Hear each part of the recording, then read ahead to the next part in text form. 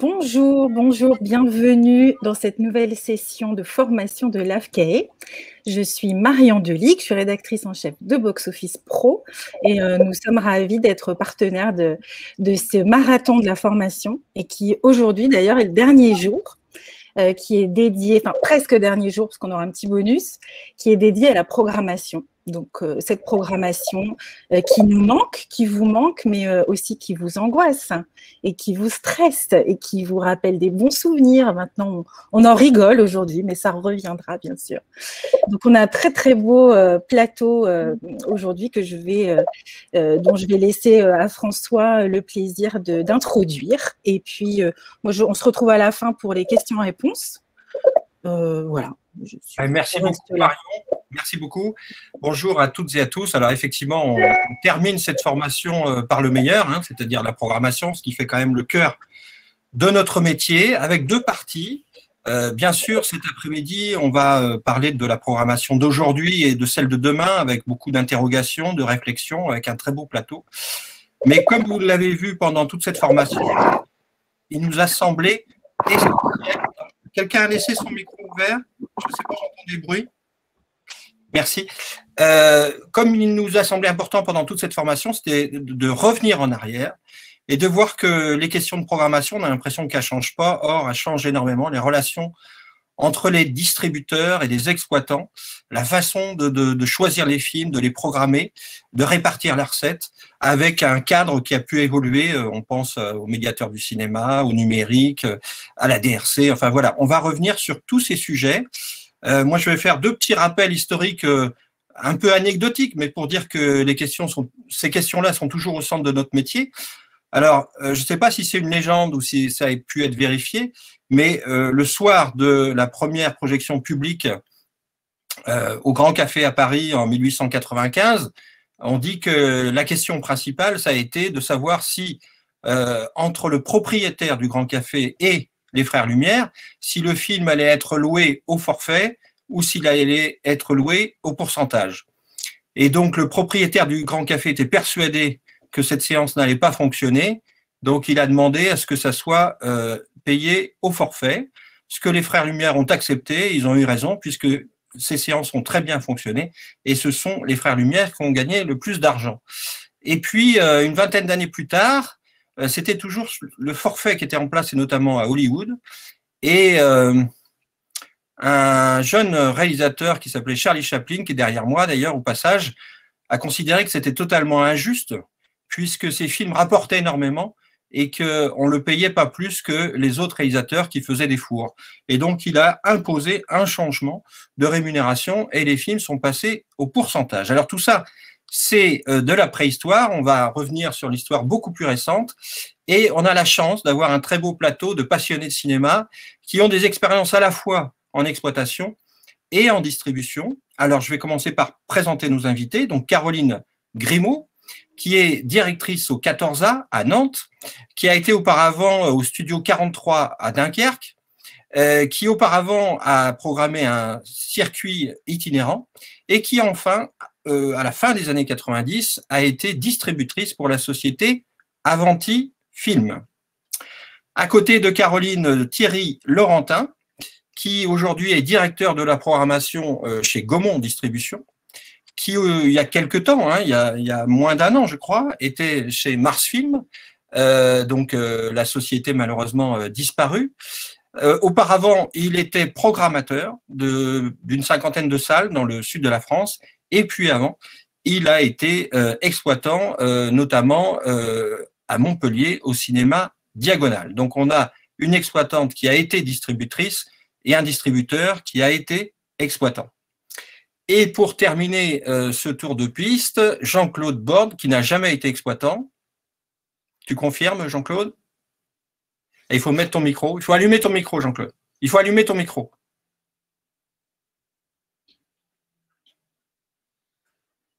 Il faut juste… Et alors, en attendant que tu allumes ton micro, alors, Jean-Claude a commencé à travailler en 1962. C'est bon, là? Oui, c'est bon, on t'entend. Donc, non, je disais que je n'ai jamais été exploitant, j'ai juste programmé un circuit à MLF pendant un certain temps, pendant quelques années, qui avait les salles d'Avignon, les salles de Nîmes, des salles de Paris de Grenoble, D'accord. le Paris de Cannes aussi, rue d'Antibes. Enfin voilà, mais Donc, ça a été fugitif, ça a été fugitif. D'accord, mais tu as quand même fait un peu de programmation. Un peu de programmation, voilà. Mais surtout de la distribution. Donc, ce que j'étais en train de dire. Donc, tu commences en 1962 à l'âge de 16 ans. On va en parler rapidement. Donc, chez Guyane Film et Midi Cinéma. Ensuite, tu es embauché aux Artistes Associés, la structure fondée par Charlie Chaplin dont je parlais tout à l'heure. Ensuite, la société Cosinor. Et enfin, AMLF et bien sûr, la société Pathé, chez laquelle tu es resté de nombreuses années. Et depuis 77. Depuis 77. Et tu es retraité depuis quelques années seulement. Absolument. Voilà. Alors, on va faire un flashback sur les années 60-70 et puis on va remonter jusqu'à aujourd'hui avec un temps qu'on se gardera pour la situation actuelle et les années à venir, même si c'est le débat de cet après-midi, ça nous semble essentiel d'avoir le point de vue de nos trois invités de ce matin également sur la situation exceptionnelle que l'on est en train de vivre. Alors, on va commencer avec Jean-Claude. Est-ce que tu peux nous décrire de manière un peu synthétique quelles sont les relations entre les distributeurs et les exploitants dans les années 60-70 et comment on sort un film quand on travaille aux Artistes Associés ou chez Cosinor ou encore chez MLF à ce moment-là? La principale différence par rapport à aujourd'hui, c'est que tout était les distributeurs, du moins les distributeurs importants, bien entendu, c'était plus sérieux pour moi pour Artistes Associés que pour Guyane Film et Midi Cinéma Location, où j'étais obligé d'aller supplier un peu les exploitants de prendre mes films. Au niveau Artistes Associés, c'est différent, ça m'a changé, on me demandait mes films. Mais le distributeur avait un choix de salles, il y avait beaucoup moins de copies qui sortaient, beaucoup moins de salles. Évidemment, c'était totalement différent. Le rapport, on faisait des contrats de plusieurs X 3 semaines, 4 semaines dans les grandes villes, 5 semaines, 6 semaines, peu importe. On voyait des villes moyennes qui sortent en national aujourd'hui, qu'on programmait le James Bond pour 6 mois plus tard pour les vacances de Pâques, par exemple, quand celui qui sortait à Noël. C'était totalement différent. Et surtout, il y avait un rapport contractuel qui n'existe quasiment plus aujourd'hui. Tu peux préciser? Dans le sens où il y avait des engagements pris par l'exploitant qui signait des bons de commande et qui donc étaient. On pouvait faire exécuter les contrats même dans le cas de certains échecs. Alors, il y avait des aménagements qui étaient faits, mais c'était vraiment avec des discussions très, très dures le lundi matin pour rester à l'affiche. Vous avez encore 2 semaines, tu as encore 2 semaines de contrat, tu n'en as fait que 2, il y a 4 semaines à faire. Bon, le film ne marche pas, on coupe la poire en 2, tu en fais 3 et pas 4, mais c'était à peu près la seule discussion qu'il y avait. Aujourd'hui, l'exploitant qui a un film qui ne marche pas dans une ville importante, si le film ne marche pas, il l'enlève ou il le met à la séance de 10h du matin et il dit au distributeur qui continue le film. Il n'y a pas de problème. C'est différent. L'exploitant a plus de pouvoir aujourd'hui qu'autrefois. Alors, à mon avis, je ne sais pas ce que Thierry en pense. Alors, on va y venir, mais il est trop jeune. On continue un petit peu sur cette période. On sait que la répartition de la recette, le principe de la répartition de la recette, c'est 50% pour l'exploitant, 50% pour le distributeur en dehors des taxes. Est-ce que c'était appliqué à la règle ou pas dans cette période-là? Non. Il y avoir des variantes. AMLF distribuait beaucoup de films avec De Funès, par exemple. Sur les De Funès ou sur les Belmondo qu'on a distribués, il y avait un supplément au-delà des 50% qui était sous le biais de participation publicitaire à la charge de l'exploitant. C'est-à-dire que tous les exploitants qui sortaient le film en national, on disait à monsieur, je ne sais pas, Friedman à Limoges, chez vous, on vous demande 10 000 francs à titre de votre participation publicitaire à l'ensemble de la promotion du film pour la sortie. Donc ça déplafonnait de fait les 50%. Après, ça n'a plus pu être mis en place, les exploitants sont rebellés, il y a eu des problèmes. Et le dernier film moi, que j'ai fait, c'est en 79, c'est Apocalypse Now, où on était en régime de prix de place bloqué. Et à l'époque, on voulait obtenir auprès du ministère des Finances une dérogation exceptionnelle d'augmentation en raison de la longueur du film, de son budget, etc. Ça concernait surtout les films américains, bien sûr. Et pour ce qu'on a fait pour Apocalypse, on a obtenu 25% de dérogation d'augmentation possible du prix des places. Je me souviens qu'à l'ambassade, c'était 23 francs le prix unique, et il n'y avait pas de tarif réduit, il n'y avait pas tout ça. À l'ambassade sur les Champs-Élysées, bien sûr. Et la seule solution que j'avais trouvée, j'en été très fier à l'époque, c'est de dire aux exploitants, vous avez droit à une augmentation de 25%. Sur ces 25%, on va vous demander 1 franc par spectateur en retour, en plus des 50%, puisque vous bénéficiez de cette augmentation grâce au film, grâce à nous. Donc, et ça avait marché. On a facturé sur les 4 900 000 entrées d'Apocalypse Now, on a facturé plus d'1 million d'entrées à 1 franc par spectateur. Mais c'est le dernier qu'on ait pu faire. Il y avait des minimums garantis aussi sur des tranches, mais ça, c'était plutôt avec les GIE Gaumont-Pathé, où il y avait plusieurs tranches de films, où il y avait des avaloirs sur chaque film, et à l'arrivée, si un film était perdant, il nous devait la différence, et ça a été mis en place qu'une seule fois sur une tranche de film. D'accord. Donc, pendant ces années 60-70, il y a eu la possibilité, notamment pour jusqu'à 79 pour Apocalypse Now. Il y a eu donc la possibilité pour les distributeurs, finalement, de dépasser. De déplafonner les 50%, absolument. De déplafonner les 50%. Pas en termes de pourcentage, mais en termes comme je disais, de participation publicitaire à l'envers, enfin, etc., ou de minimum garanti, qui faisait que si le minimum n'était pas atteint dans le cas d'un échec d'un film présumé important, mais qui n'atteignait pas ses objectifs, ça permettait de toucher plus d'argent que le pourcentage proprement dit. Donc on peut dire ça a duré pas mal de temps. Hein. Oui, on peut dire que le rapport de force était plutôt en faveur des gros distributeurs. Des gros distributeurs, bien sûr. Oui, bien sûr, bien sûr. Alors, une autre question sur cette période qui concerne aussi les années 80. Tu as commencé, Jean-Claude, dans une agence régionale.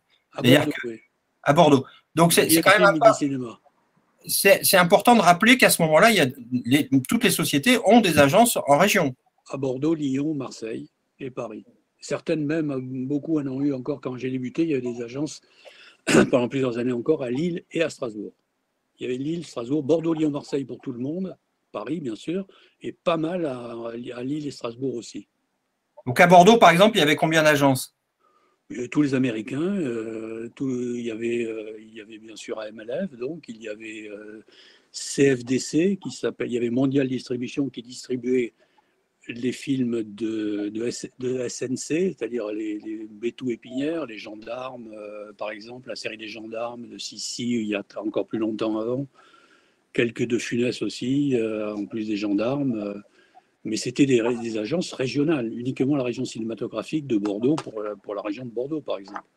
Il y avait tout, il y avait Columbia, Metro, Paramount, Universal, etc.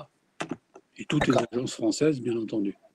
Alors, juste une question importante sur la façon de vendre les films. Aujourd'hui, quand un film va sortir, on va sur Internet, on regarde une bande-annonce, on se fait une idée, ou même on peut aller sur la plateforme de l'AFCAE, on va dans des visionnements. Mais à ce moment-là, il n'y a pas d'Internet. Donc, comment on vend les films? Comment on les présente aux exploitants? Ah, ça, c'est sur les grandes villes, sur les circuits qui n'avaient pas l'importance qu'ils ont aujourd'hui, bien entendu. Je veux dire, sur la région de Bordeaux, cinématographique de Bordeaux, par exemple, Gaumont avait 2 salles. Gaumont de Bordeaux, Gaumont de Toulouse, point à la ligne. C'est tout. Ils n'étaient pas représentés, c'était les indépendants des barons locaux qui possédaient La Rochelle, Limoges, Angoulême, Poitiers, Bayonne, etc. Et il y en a quelques-uns qui avaient 2-3 postes, mais c'était pas des circuits à proprement parler. Donc ceux-là, on les voyait, on les rencontrait, on disait voilà, j'ai le prochain, quand c'était artiste associé, le prochain James Bond qui sort à telle date. Comme on sortait beaucoup moins de copies, c'était une sortie dans les années 60-70, une sortie à 100 copies, c'était une sortie énorme. C'était énorme. C'était, je me souviens d'un collègue qui dirigeait la Fox à Bordeaux à l'époque, qui m'avait dit le Clan des Siciliens, on va sortir 110 copies. C'est jamais arrivé. C'était incroyable. C'était. Oui, c'était un des films les plus attendus de l'époque. Voilà, c'était un très gros film sur le papier et qui a très bien marché d'ailleurs, mais. Donc, c'est plus simple, je dirais. Après, le bouche à oreille a fonctionné. Les gens savaient, l'exploitant de Niort, qui était loin de faire partie, on parlait de Niort tout à l'heure, qui était loin de faire partie de toutes les sorties nationales, très loin même. Il savait que le James Bond ou le prochain chez AMLF, le prochain de Funès allait arriver. Alors, et je te coupe, Jean-Claude, parce que Caroline souhaite prendre la parole. Caroline, à toi. Oui, moi je voulais rajouter pour le 14A, puisque Jean-Serge Pinault, le directeur des années 60 à 1995, m'avait raconté qu'effectivement, les indépendants, pour pouvoir avoir accès aux films, tout indépendants qu'ils étaient, les fameux barons locaux, puisque la famille Pinault à Nantes était un baron local, ils travaillaient avec des programmateurs, avec des ententes de programmation. Oui, oui, bien sûr. Bien sûr.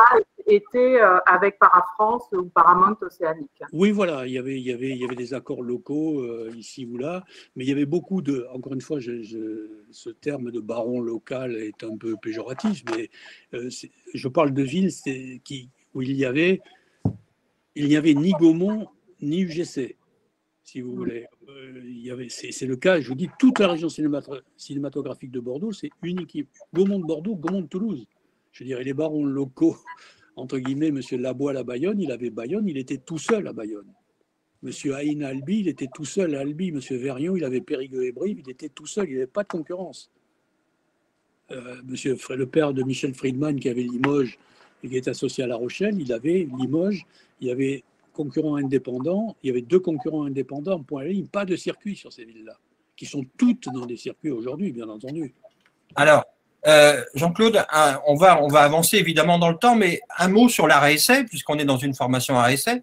Dans les années 60-70, est-ce qu'il y a des salles, est-ce que vous travaillez avec des salles arrêt-essai et quelle place elles ont dans le marché? Oui, il y avait bien sûr, on travaillait bien sûr avec des salles RSC. Au début, chez AMLF, il n'y avait pas énormément de films pour l'exploitation RSC. Il y en avait quelques-uns, en particulier ceux produits par Claude Berry, les premiers films de Jacques Doyon, de Michel Pollack, etc. Il a produit beaucoup de premiers films ambitieux. Et on était gênés, nous, par nos accords avec Gaumont, avec le GIE Gaumont-Pâté. AMLF était un accord non contractuel, mais un accord moral avec le GIE qui nous traitait particulièrement bien et qui faisait que partout où ils étaient présents, on les privilégiait. Néanmoins, encore une fois, sur des villes comme Toulouse, j'ai toujours travaillé sur ces films-là avec les salles. Il y avait l'ABC à l'époque qui existe toujours, ou qui a fermé, je ne sais plus maintenant. Non, l'ABC existe toujours. Toujours, c'était M. Clerc, le patron de l'ABC de Toulouse. Utopia n'existait pas encore. Il y avait une salle de quartier qui s'appelait le Saint-Aï, également, qui a fonctionné en arrêt-essai, mais plutôt en arrêt-essai de reprise. Et on travaillait avec eux. Moi, même aux artistes associés, j'ai traité des VO, par exemple, je me souviens de Midnight Cowboy à l'ABC de Toulouse. Ça, je m'en souviens comme très précisément. Mais c'est vrai que, ayant moins de films, on sortait beaucoup moins de films qu'aujourd'hui à l'époque, et l'alimentation d'AMLF ou d'artistes associés n'était pas spécifiquement RSC, bien entendu. Donc, j'ai eu la chance d'avoir peu de problèmes avec l'exploitation RSC à ce moment-là, parce que c'était compliqué. C'est vrai que les gros exploitants disaient non, le film est pour moi, ils ne pouvaient pas le sortir, ou leur salle n'était pas bonne pour ça. On s'est vite rendu compte qu'il valait mieux être sur certains films aux 400 coups d'Angers que Gaumont à l'Ariel d'Angers, ça c'est certain. Alors, un mot quand même, puisque les années 60, c'est le développement de la télévision avec une chute de la fréquentation énorme, puisqu'on passe de 400 millions à moins de 200 millions en une dizaine d'années. Comment tu as vécu cette chute? Est-ce qu'on avait le sentiment que les salles allaient toutes fermer Oui, bien sûr. Moi, je me suis jamais posé la question, ça m'a jamais troublé. Mais je me souviens que j'avais 18 ans, 17-18 ans, j'étais chez un exploitant d'Angoulême, M. Deschamps, et j'avais rendez-vous avec lui, j'avais bataillé pendant 2 mois pour avoir rendez-vous avec lui pour Guyenne Film, et le patron de chez Warner était en rendez-vous avec lui d'abord. Il m'a vu en sortant, il me connaissait de vue, il m'a dit « je vous attends au bar à côté, puisque les bars étaient ouverts, il n'y a pas de Covid ». Et à l'issue de mon rendez-vous, terminé avec Deschamps, je suis allé le rejoindre et il m'a dit, mais mon pauvre ami, faites autre chose. Vous ne vous rendez pas compte, le cinéma est mort, on perd des entrées tous les jours. Dans 10-15 ans maximum, il n'y a plus de cinéma. Réduit à sa plus simple expression. Ce n'était pas de la méchanceté de sa part, au contraire, il pensait me rendre service en me disant ne restez pas dans cette voie, vous allez être au chômage dans quelques années. Il y aura plus de ça. Ce que tu décris, c'est quelle année à peu près? C'est la fin des années 60. D'accord.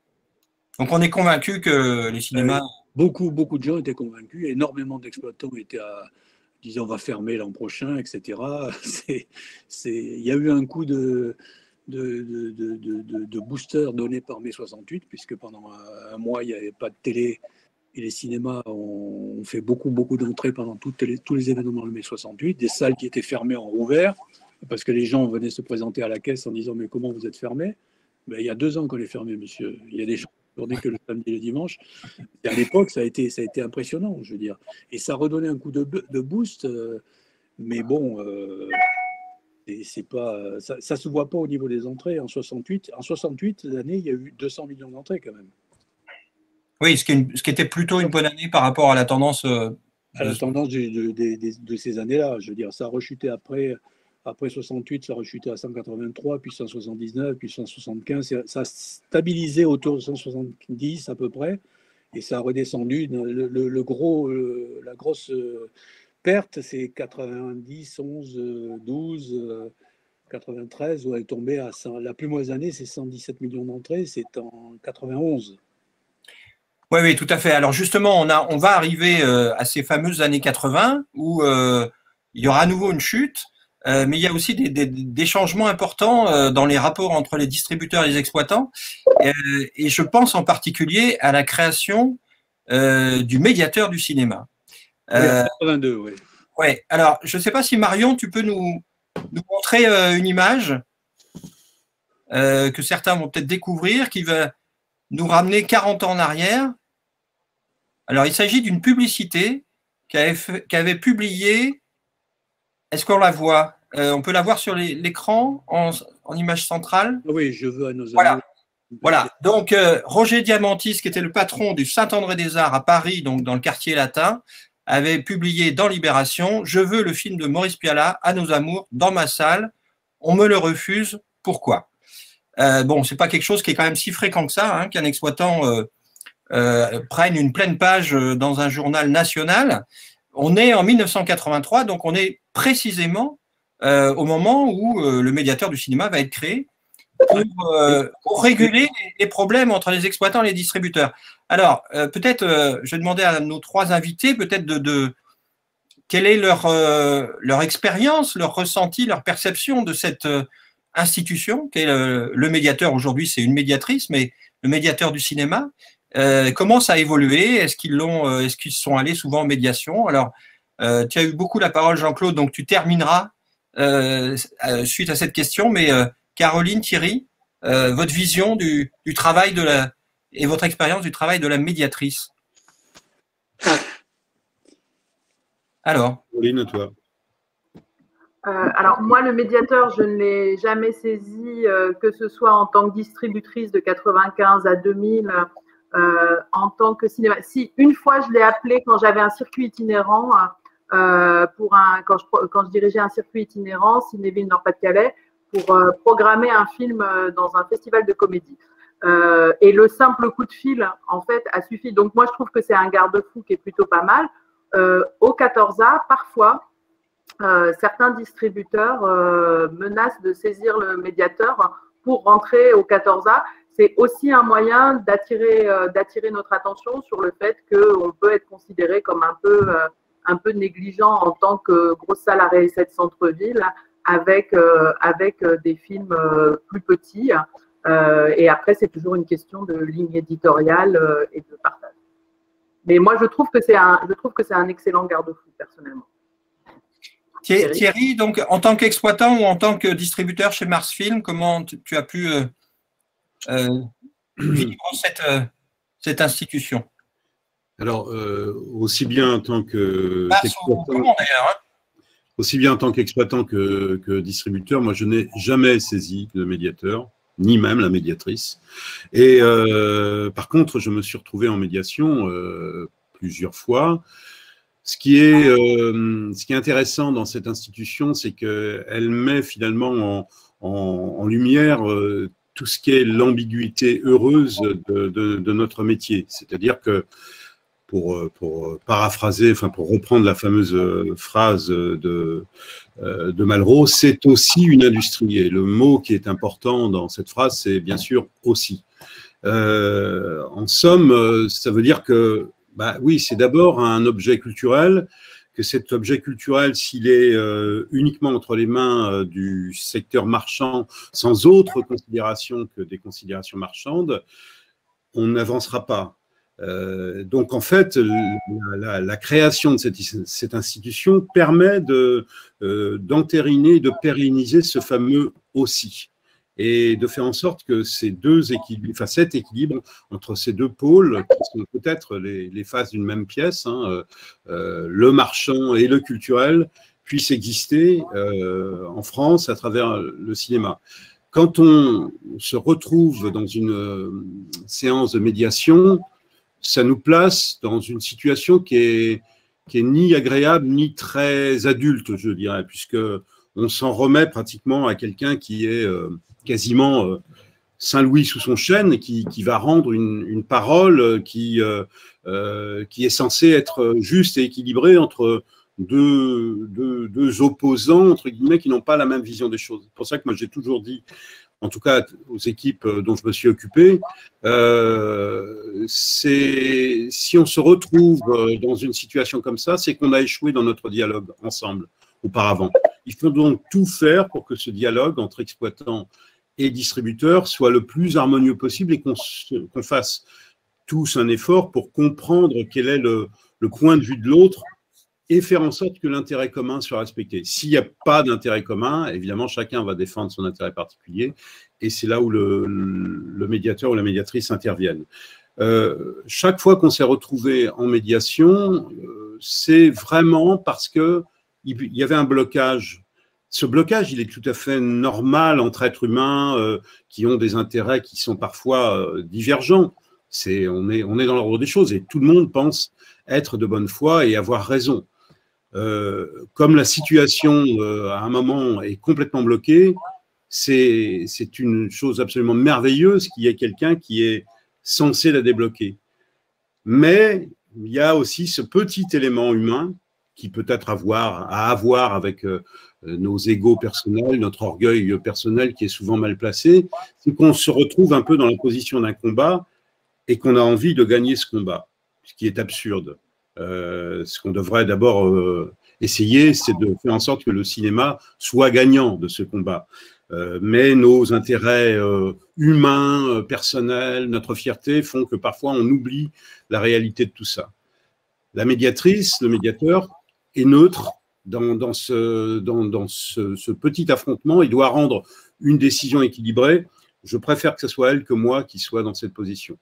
Enfin, pour résumer, je trouve ça formidable d'avoir ça. Peut-être que ça serait bien que ça existe dans d'autres corps de profession, autres que le cinéma. Oui, alors ça existe au niveau du livre notamment. Et est-ce que tu peux peut-être concrètement évoquer quelques médiations où, chez Mars ou chez Gaumont, est-ce que finalement il y a certaines médiations où la décision commune qui a pu être prise entre l'exploitant et le distributeur finalement était heureuse? Oui, il est arrivé, par exemple, je me souviens d'une médiation il y a très longtemps chez Mars avec, je crois, le groupe Cinéville, où, je crois que c'était sur un film de Cédric Clapiche, où nous avons gagné la médiation, entre guillemets. On voyait bien que dans ce que nous avions pensé comme plan de sortie, tout était équilibré et qu'il n'y avait pas de volonté de notre part d'être discriminant par rapport à tel ou tel. On a gagné cette médiation et bien que l'ayant gagné, et ce n'est pas pour faire le grand seigneur, on a décidé malgré tout d'aller dans le sens de notre interlocuteur et de lui donner raison. bien qu'ayant gagné cette médiation. Parce qu'en fait, on s'est rendu compte que le dialogue qu'on avait eu était plus important que le fait de gagner. Et c'est cette nécessité de dialogue, enfin moi c'est presque ringard de parler de dialogue à l'ère de Twitter, où tout le monde s'envoie des invectives, mais elle est absolument nécessaire. Et le piège est de penser que parce que l'on a raison, parce que l'on gagne, et que l'on a, entre guillemets, vaincu, que c'est une victoire. Non, ce qui est une victoire, c'est quand on arrive à se mettre d'accord avant d'aller chez le médiateur. Merci Thierry. Alors Jean-Claude, donc 40 ans ou 50 ans de cinéma, j'imagine qu'il faut allumer ton micro, Jean-Claude. Il faut ouvrir le micro. Voilà. Jean-Claude a un assistant. Et voilà. Oui, donc combien de médiations, Jean-Claude Borde? Alors. C'est bon? Oui, c'est bon. C'est bon, oui. Oui, je regardais mes fiches depuis qu'on s'est parlé l'autre jour. J'en ai fait à peu près une centaine. Mais la plupart de ces médiations sont au début, dès l'instauration du médiateur en 82, pendant une dizaine d'années, et principalement très peu sur l'arrêt-essai.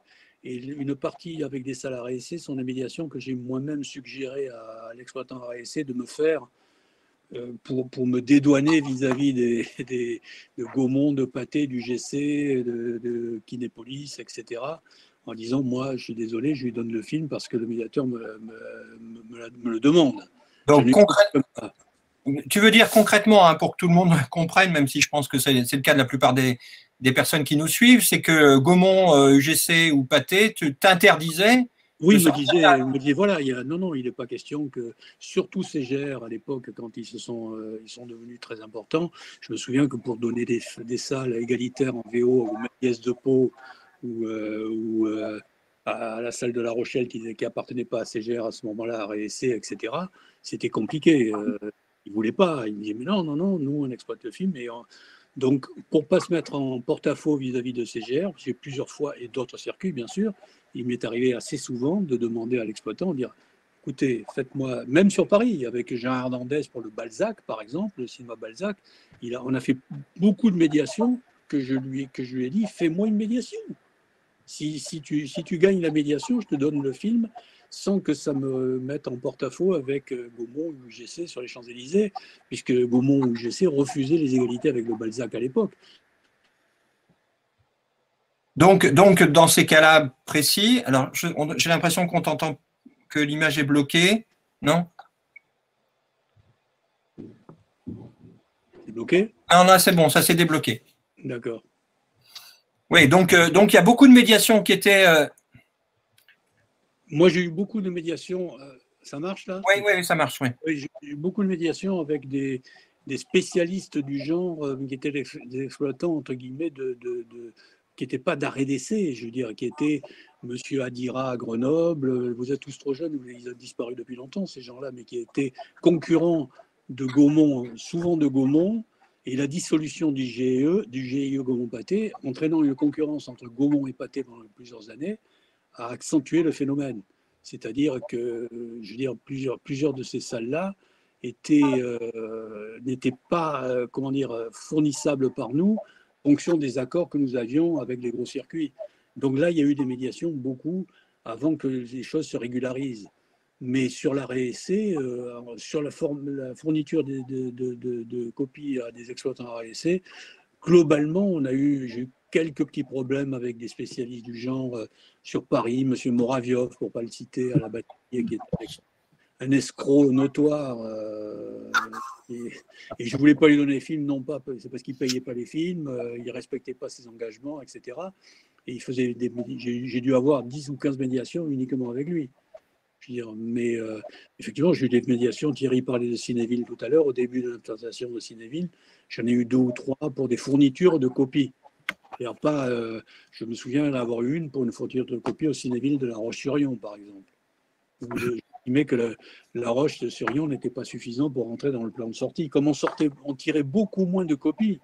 Il faut toujours se repencher sur le passé. Moi, je me suis rendu compte que des films à MLF ou des films. Je regardais que Les Visiteurs, par exemple, Thierry. Tu aurais Les Visiteurs aujourd'hui, tu te rends compte, 223 copies à l'époque. Oui, c'est vrai que c'est 223 copies France. C'est aussi il faut mettre tout ça en faisceau avec le nombre de cinémas qu'il y a, et puis surtout les multiplexes, l'accès au film qui s'est quand même bien simplifié. Ça accompagne l'histoire de l'aménagement du territoire, tout ça. Hein. Oui, bien sûr, bien sûr. Je dois rappeler La Vérité si je mens en 97, 244 copies France. Ouais. Les films américains, ou le James Bond Demain ne meurt jamais en 97 aussi, était déjà 503 copies. Vous voyez, moi, j'ai sorti Danse avec les loups, je crois, je l'ai quelque part par là, je l'ai marqué parce que ça me. Ah, mais Danse avec les loups, c'est 150 copies. 224 copies, exactement. Ah bon? D'accord. Bon, alors, ça, celui-là, c'est mon bébé, donc je n'ai même pas besoin de regarder mes chiffres. Bon. Les gros films américains, il y avait Terminator, juste 2 secondes, la même année, qui sortait sur 389 copies. Aujourd'hui, Terminator, il sortirait sur 1100 copies ou 1200 copies. Alors, pardon Jean-Claude, mais alors, donc on parle du milieu des années 80 où il y a la médiatrice. Il y a aussi une nouvelle institution qui est créée, c'est la DRC. Absolument. L'Agence pour le développement régional du cinéma, donc qui existe depuis presque 40 ans aujourd'hui. Est-ce que vous pouvez rappeler quel était le délai de diffusion dans les petites salles, les salles rurales, et qu'est-ce que la DRC finalement a pu changer, et qu'est-ce que vous pensez de son action aujourd'hui, tous les trois, les uns après les autres? Caroline. Alors, Caroline d'abord, peut-être, la DRC. Parce que tu as travaillé dans un circuit itinérant notamment. Alors, c'était pas tant dans le circuit itinérant. Le circuit itinérant, il y avait une obligation de ne prendre les films qu'en 6e semaine. Donc, il fallait sinon griller la place à des petites salles rurales pour se mettre avant la 6e semaine, et c'était très compliqué. Moi, j'ai pratiqué la DRC en tant que distributeur, en tant que tout petit distributeur avec Avanti Film. C'était quand même un super moyen de diffuser sur l'ensemble du territoire un film. Et je sais qu'au Studio 43, ça m'avait notamment servi à avoir le film de Xavier Beauvois, le nom m'échappe. Nord, peut-être. Comment? Nord. Non, celui avec Michael Lonsdal pour les prêtres. Des hommes et des dieux. À avoir Des hommes et des dieux en 2e semaine, alors que le Studio 43 avait rarement des sorties nationales. Avant le numérique, on devait avoir des sorties nationales 2 fois par an. Donc la DRC, c'était ça, c'était rentrer dans un circuit. Et après, ce que je trouvais extrêmement facile et positif avec le 35, c'était aussi une circulation de copies qui se mettait en place et qui faisait un lien entre chaque exploitant et qui faisait une maille, un maillon, une chaîne qui nous faisait nous parler, nous rencontrer et travailler ensemble, ne serait-ce que pour s'échanger une copie sur un parking. Merci Caroline. Thierry et Jean-Claude? La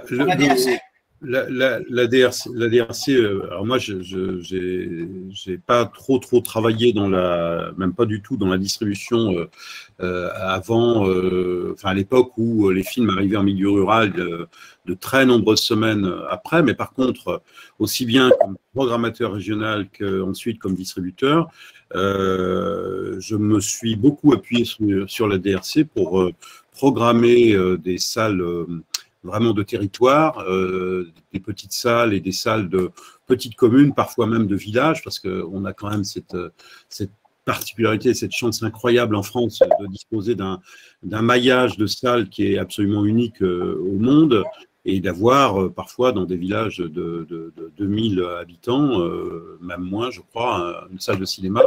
Et le fait d'avoir la possibilité que ces films-là arrivent beaucoup plus tôt, parfois même dès la 2e semaine ou la 3e semaine dans ces communes, c'est un geste politique. Et c'est ça qui est intéressant. Effectivement, ça peut décoiffer certains grands circuits qui vont voir là une concurrence dans une zone de chalandise relativement proche de la leur, sur des petits postes qui vont peut-être entamer un peu leur potentiel commercial. Mais ce que l'on gagne par ailleurs en aménagement du territoire, en travail culturel sur les petites zones, le fait de pouvoir garder des gens aussi qui ne vont pas tous migrer vers des grandes villes, etc., c'est un acte politique.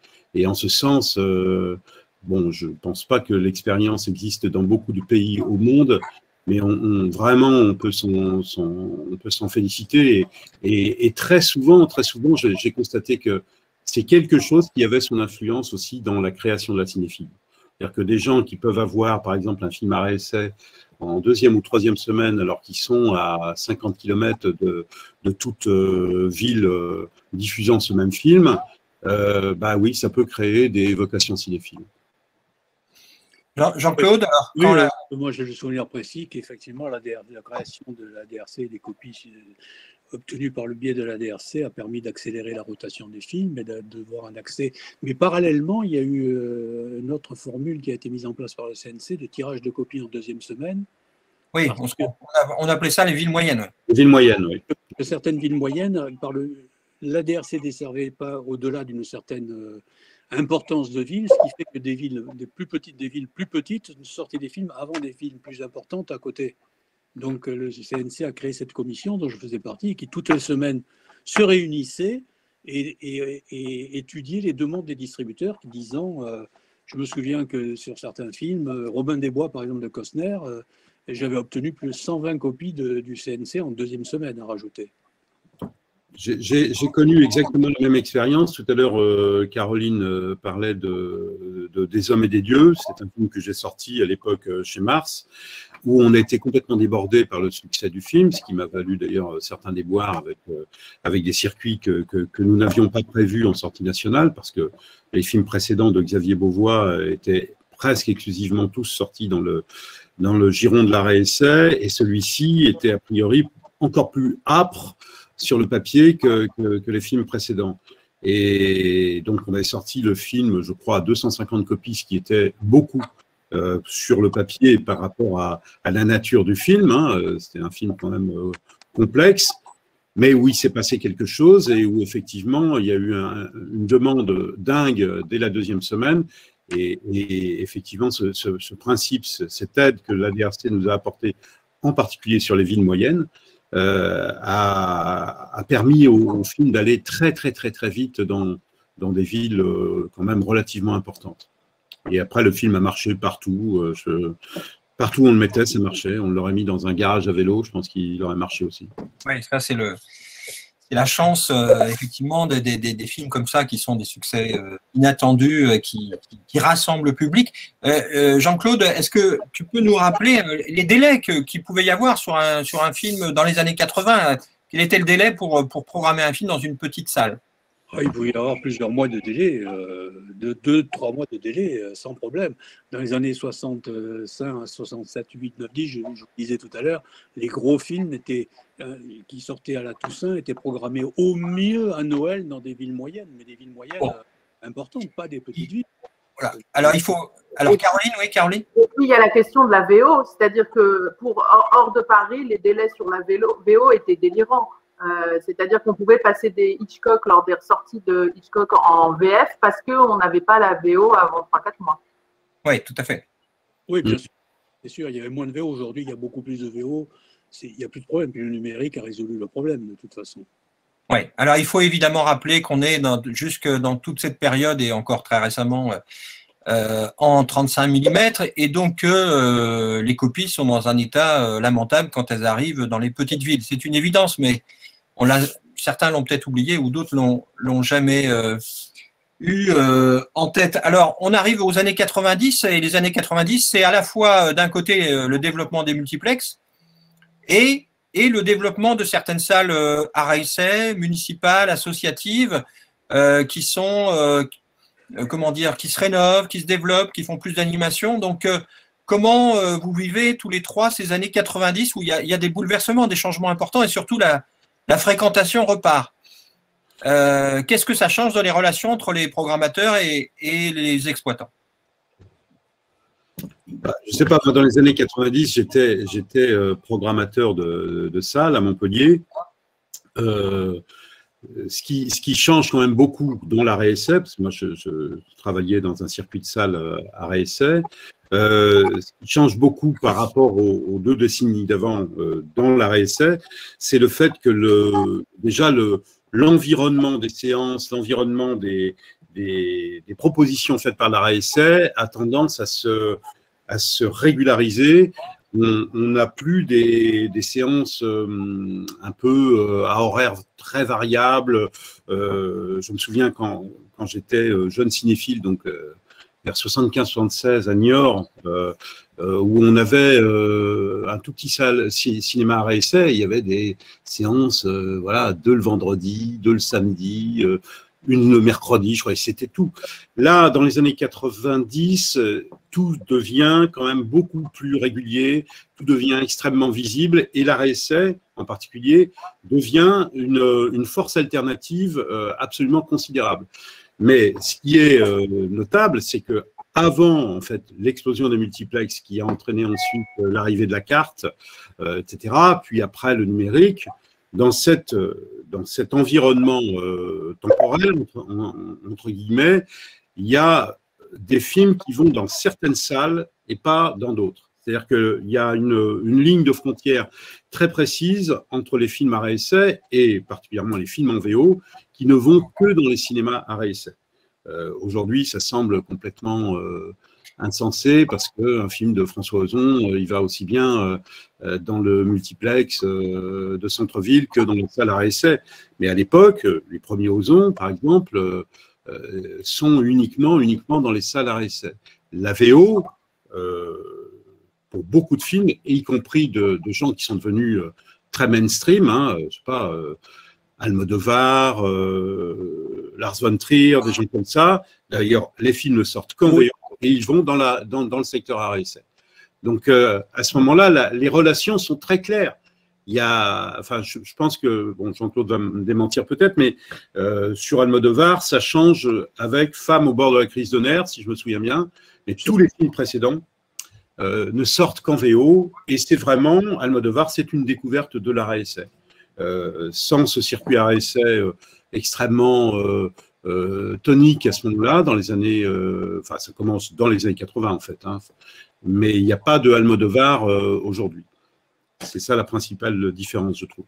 Il y a eu Woody Allen aussi dans les. Oui, mais Woody Allen, c'est différent parce que Woody Allen, au départ, sort dans des circuits. Tous les Woody Allen, tout ce que vous voulez savoir sur le sexe, Woody Allen, robots, ne parlons pas des plus anciens, avant, j'oublie les titres. Bananas, tout ça. Le Bananas, voilà, prends l'oseille et tire-toi, etc. C'est sorti, il y avait 20 copies VO qui sortaient en France, point à la ligne, je veux dire, c'est tout. Ça s'exploitait pendant des années. Et Woody Allen, ça a commencé, le vrai succès, c'est Agnol. Femme au bord de la crise de nerfs pour Almodovar. Quand on a sorti beaucoup d'Almodovar, Tout sur ma mère qui a fait plus de 2 millions d'entrées, Volver aussi, etc. C'est un mélange de sorties, effectivement, de ça qui sortait aussi bien aux gens à stage de Pessac que Gaumont de Bordeaux. Ouais. Là, on est sur les années 2000 en fait. Oui, c'est ça, oui. Hein? Oui, Tout sur ma mère, ça doit être 98 ou un truc comme ça, ou 97, je ne sais plus. Dans les années 90, ce qui est assez marquant, notamment, Caroline était distributrice à cette époque-là, moi j'étais exploitant, donc en fait on se retrouvait dans l'autre sens et il y avait des distributeurs qui étaient absolument, dont les seuls clients étaient des salles arrêt essai. Oui. Et même des distributeurs qui aujourd'hui encore ont pignon sur rue, hein, je pense à Diafana, dans les années 90, qui sortaient les films de Robert Guillaume, les films de Manuel Poirier, peut-être Ken Loach aussi. Diafana ne travaillait qu'avec des salles arrêt essai. C'était leurs clients principaux, uniques même. Alors, on a quand même des multiplex et le besoin de film de l'arrivée des multiplex. Oui. C'est le besoin de film de l'arrivée des multiplex qui a quand même bouleversé la donne, puisqu'il a fallu aussi les alimenter, ces nombreuses salles. Et l'arrêt essai qui avait quand même bien repris du poil de la bête et qui avait monté cette cinéphilie, s'est mis à intéresser les multiplex. Moi, je me souviens que le deuxième film que j'ai sorti, c'était The Celluloid Closet, un documentaire sur la façon dont Hollywood voyait l'homosexualité, qui était passé avant en plus sur Arte. Et quand le Kinépolis m'a demandé pour son inauguration le film, ça me semblait mais inentendable. J'ai tout de suite appelé la salle à réessai de Lille, Michel Vermosen en l'occurrence, en lui disant écoute, prends le film, enfin, il n'est pas question pour moi de le donner. Pour la petite histoire, il ne l'a pas pris et je ne l'ai pas mis au Kinépolis, il est allé au Méliès à Villeneuve-Place. Alors, Jean-Claude, par rapport à une société comme Pathé, alors je ne sais pas si c'est encore AMLF ou Pathé, mais l'arrivée des multiplexes, qu'est-ce que ça change? C'est ce que plus de copies? Plus de copies, c'est ce que vient de dire Caroline. Je veux dire, ça a commencé à tuer la concurrence. C'est-à-dire que autant un distributeur disait je vais sortir de telle et telle façon, aujourd'hui, quasiment tous les films, à part les films vraiment pointus ou à réessayer proprement dit, sortent de la même façon. Un Woody Allen sort comme le dernier Danny Boone, sauf qu'il y a en plus sur Bordeaux l'Utopia, quelquefois le Jean Eustache, pas toujours. Voilà, c'est la seule différence. Mais aujourd'hui, un complexe, une salle qui se crée, c'est une copie de plus. C'est fini de dire je vais sortir à. Il y a un producteur il y a quelques années de ça, pas très longtemps, qui m'avait dit et alors, il me dit moi, mon film, tu le sors plus Gaumont ou plus UGC? Je sors Gaumont et UGC. Il n'y a plus MK2 et Kinépolis et tout le monde, et les circuits locaux, tout le monde sort. Alors, ce qui semblait intéressant là dans ce que vous avez dit tout à l'heure, c'est qu'il y a quand même des auteurs comme Almodovar, Woody Allen, ou Lars von Trier, enfin on pourrait en citer beaucoup, qui avaient quand même une diffusion assez restreinte et qui sont devenus des films, pas mainstream, mais en tout cas très porteurs. Et finalement, on a le sentiment que dans ces années 90, des auteurs assez exigeants, pas tous bien sûr, mais certains ont pu toucher un large public avec des sorties plus larges aussi. Est-ce qu'on peut dire que finalement c'est une bonne chose que cette évolution? Oui, alors après, c'est aussi l'évolution de la société française, parce que, par exemple, le mainstreaming, entre guillemets, d'Almodovar, il n'est pas lié au fait que Almodovar s'est mis à faire des choses plus commerciales, pas du tout. C'est que simplement, et c'est avant d'ailleurs l'émergence des multiplexes, c'est bien avant, quelques années avant, c'est que simplement l'évolution de la société française et notamment le rapport à la culture en France a considérablement évolué, en particulier pendant la présidence Mitterrand, avec toutes les actions qui ont été faites en direction de la culture par Jack Lang, par le fait aussi que même si dans le monde du cinéma, on a tellement peur du petit écran, l'explosion d'abord de la VHS, ensuite des chaînes spécialisées, etc., de Canal+, l'accès de plus en plus facile au cinéma, même si à un certain moment on a pensé que c'était une menace pour le grand écran, mais on ne se rendait pas compte qu'en fait c'était au contraire une manière d'aiguillonner un petit peu la passion cinéphile, en tout cas de l'entretenir. Et puis il y a eu tous les dispositifs comme école et cinéma, enfin l'apprentissage du cinéma très tôt. Ça, c'est de la politique culturelle. Et d'une certaine manière, c'est aussi ce qui a élargi le champ de ces films-là et qui a travaillé la curiosité du public français. Naturellement, on pourrait le dire, même si la RSA a tout à fait le droit de revendiquer la création, entre guillemets, en tout cas presque l'invention d'un intérêt pour ces auteurs-là, mais naturellement, forcément, ça devait s'élargir et on peut que trouver ça bien si, au fond, nous ne sommes pas uniquement les défenseurs d'une chapelle, d'une église qui serait celle de la RSA, mais qu'on est d'abord les défenseurs d'une seule croyance qui est celle du cinéma. Alors, oui, vas-y, Caroline. La seule nuance que j'apporterais à ça, c'est où ça a été compliqué, c'est par rapport à l'éditorialisation de la programmation d'une salle. C'est-à-dire que quand tu es, par exemple, comme nous à Nantes, dans des sites à concurrence, pour le public, aller voir le Nanni Moretti, le Almodovar en VO, c'était au 14A. Quand le Gaumont s'est mis à faire de la VO, qui est à 200 mètres de chez nous, ça s'est vu par une baisse de 20% de la fréquentation pour le 14A.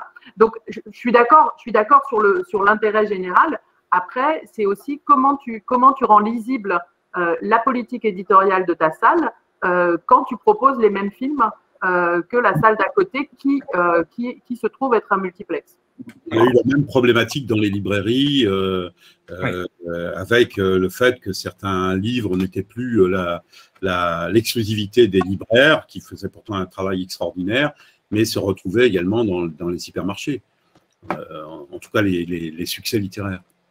Alors, merci. Je voudrais revenir sur l'évolution des relations entre les distributeurs et les exploitants. Alors, tout à l'heure, on a parlé des minimums garantis. Est-ce que dans les années 90, il y a toujours des minimums garantis? Comment ça marche? C'est important peut-être de rappeler cette pratique. Et puis, est-ce que, du fait de l'arrivée des multiplex, le rapport de force entre les distributeurs et les exploitants, est-ce qu'il ne s'inverse pas? C'est-à-dire, est-ce que les gros exploitants n'ont pas finalement pris une part du pouvoir sur les distributeurs, on va dire à la fin des années 90 ou au début des années 2000. Je pense notamment au partage des recettes. Est-ce que ce partage de recettes est toujours équitable à 50-50 ou pas? Est-ce qu'il y a des facturations qui s'ajoutent et plus dans le même sens? Qui veut répondre? Jean-Claude? Non? Oui, sur le plan le pourcentage, moi je sais que dans les années 70-80, la moyenne de pourcentage chez AMLF au début chez Pathé, on était plutôt à la fin de l'année à 49,80 ou 49,40 ou 50 au plus mal, et que petit à petit, on est arrivé à des fins d'exploitation où le film était plutôt à une moyenne de 45-46% que 49 et quelques comme précédemment. C'est-à-dire que le poids des exploitants est devenu plus fort, c'est dû au nombre de films. Je regardais tout à l'heure, la bascule a eu lieu en 93. Jusqu'en 92, le maximum de copies, c'était 140, 145 de films sortis dans l'année, pardon. C'était tourné autour de 140, 150, 139, 120. Et tout d'un coup, en 93, on passe à 408 pour être à 700 dans les années actuelles.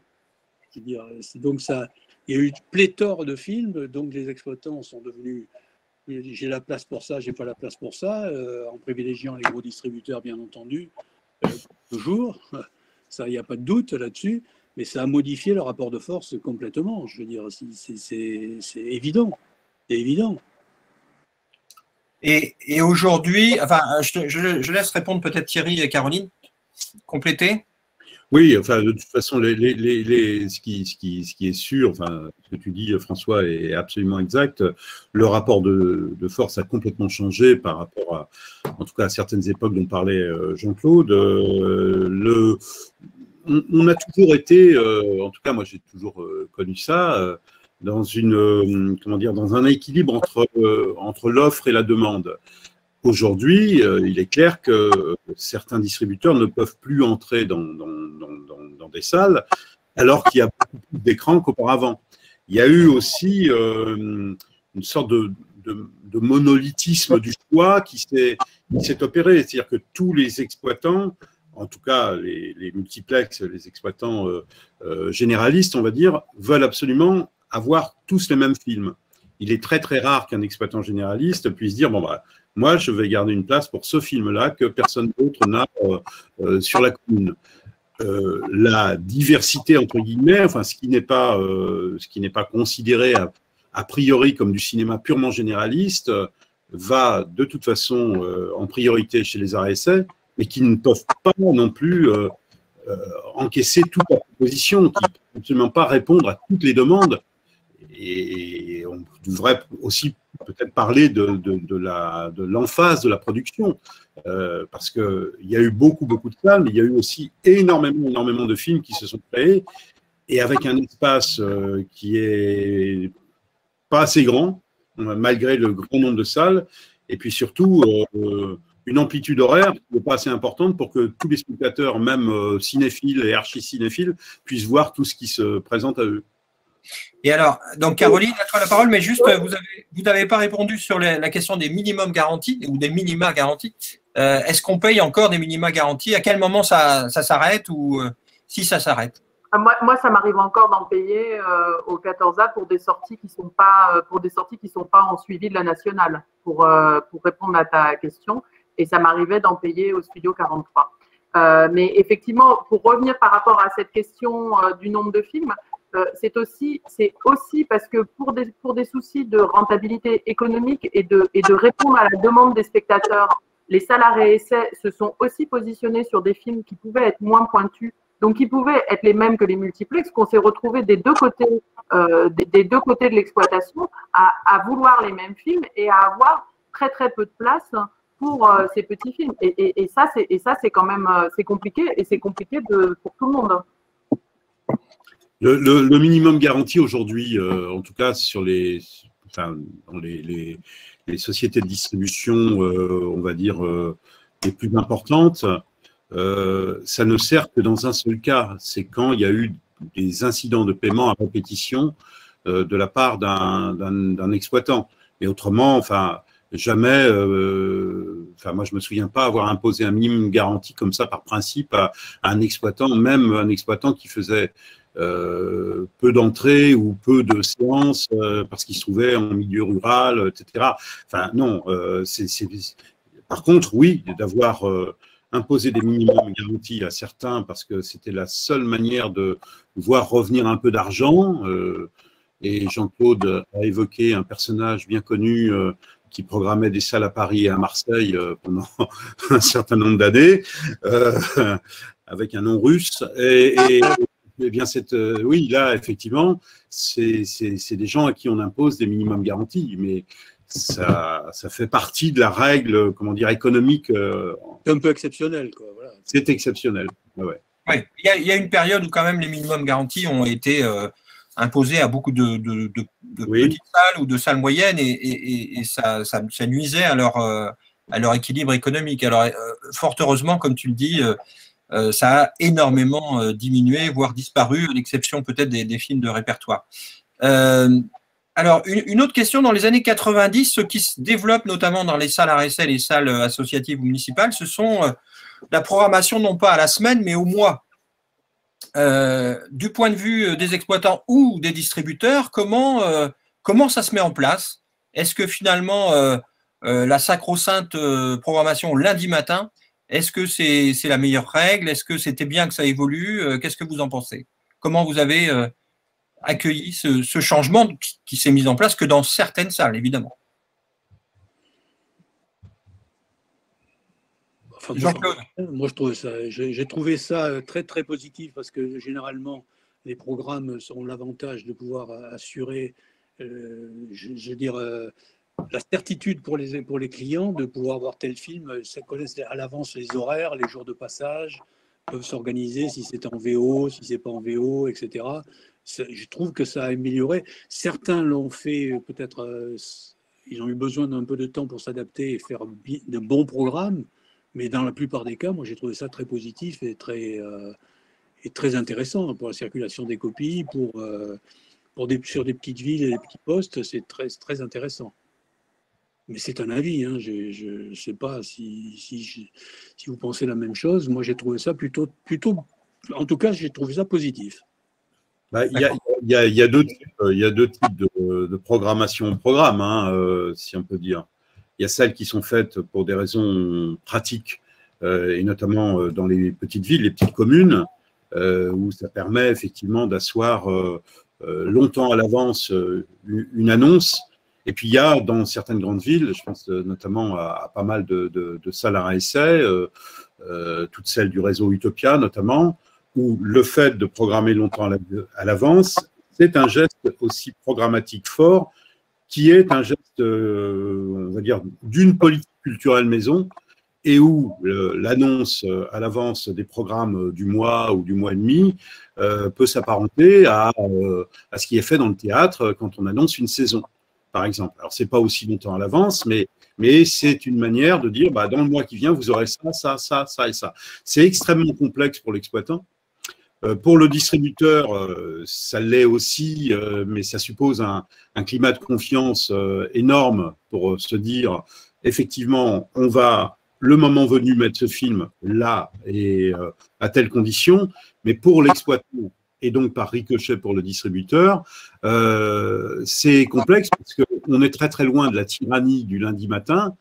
mais en même temps, on est très très loin de la réalité marchande d'un film, c'est-à-dire que si on a prévu 1 mois et demi à l'avance que, je ne sais pas, au 27 ou 28 mai, tel film sera à l'affiche et il aura cette semaine-là 3 séances par jour, mais qu'entre-temps, ce film n'a pas fonctionné, ben, on va se traîner les 3 séances par jour, ou alors il faut trouver un moyen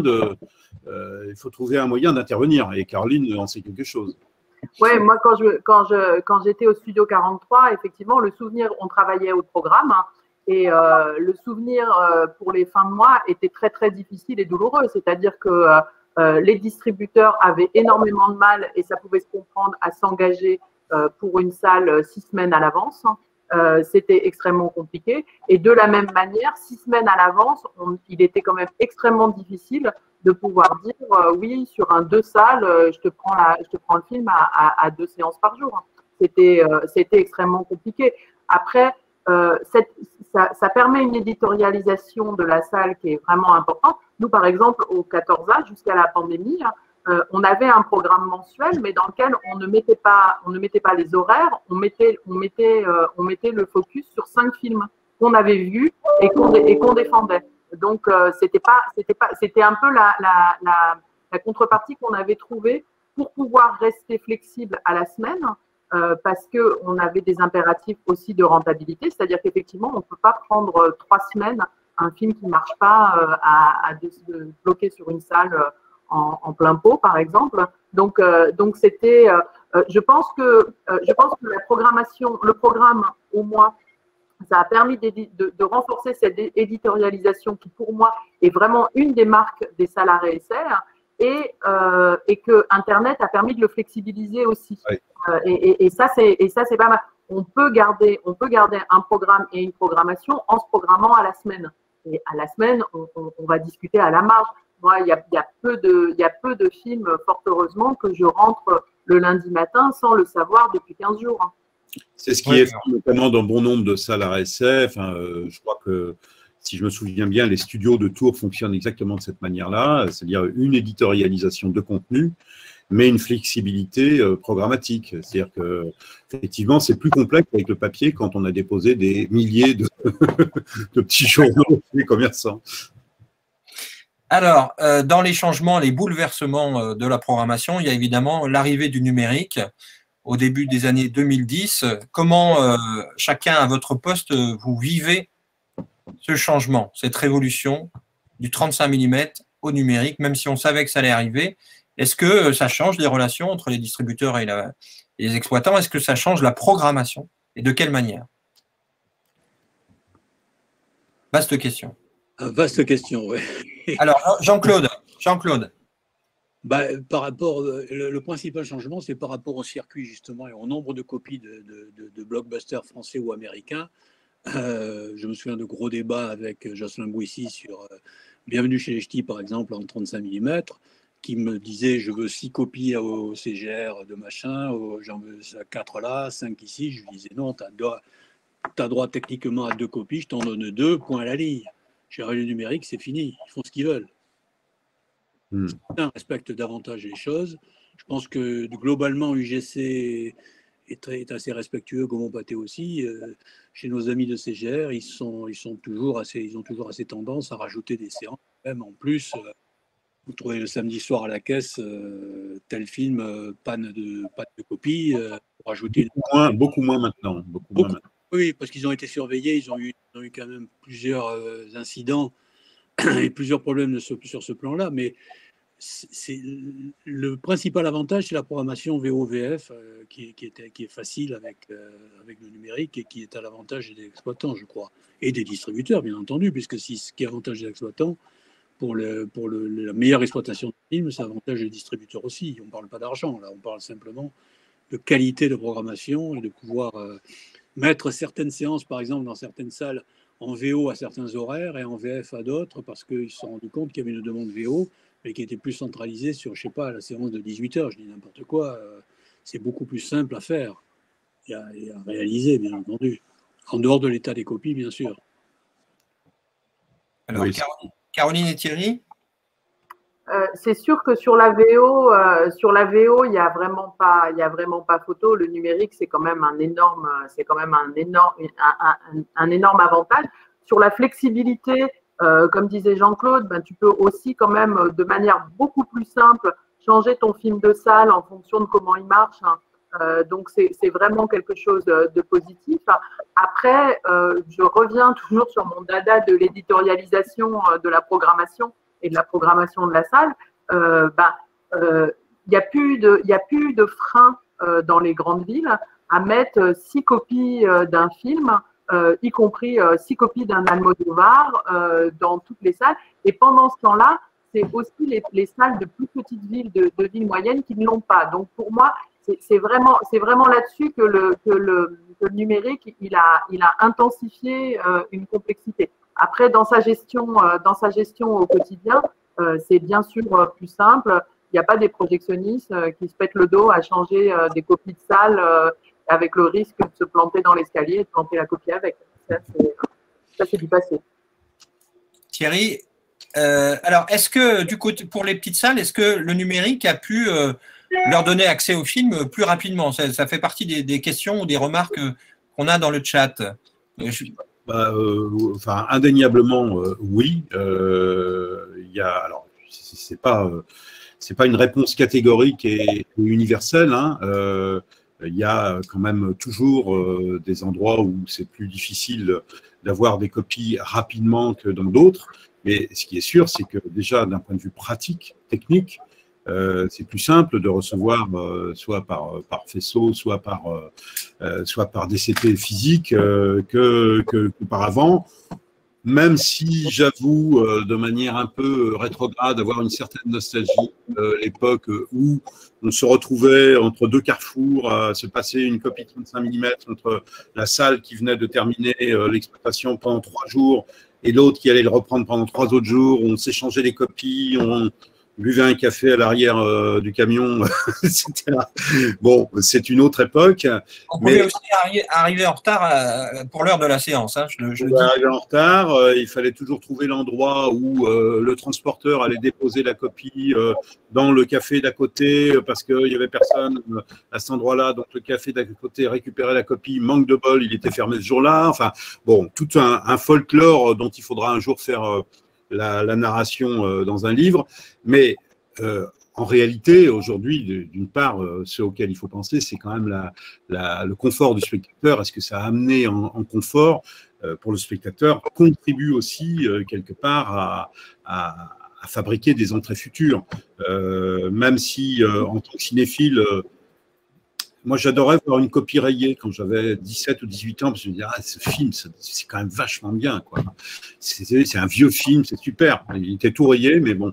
Après, quand on passe de l'autre côté de la barrière, c'est moins folklorique.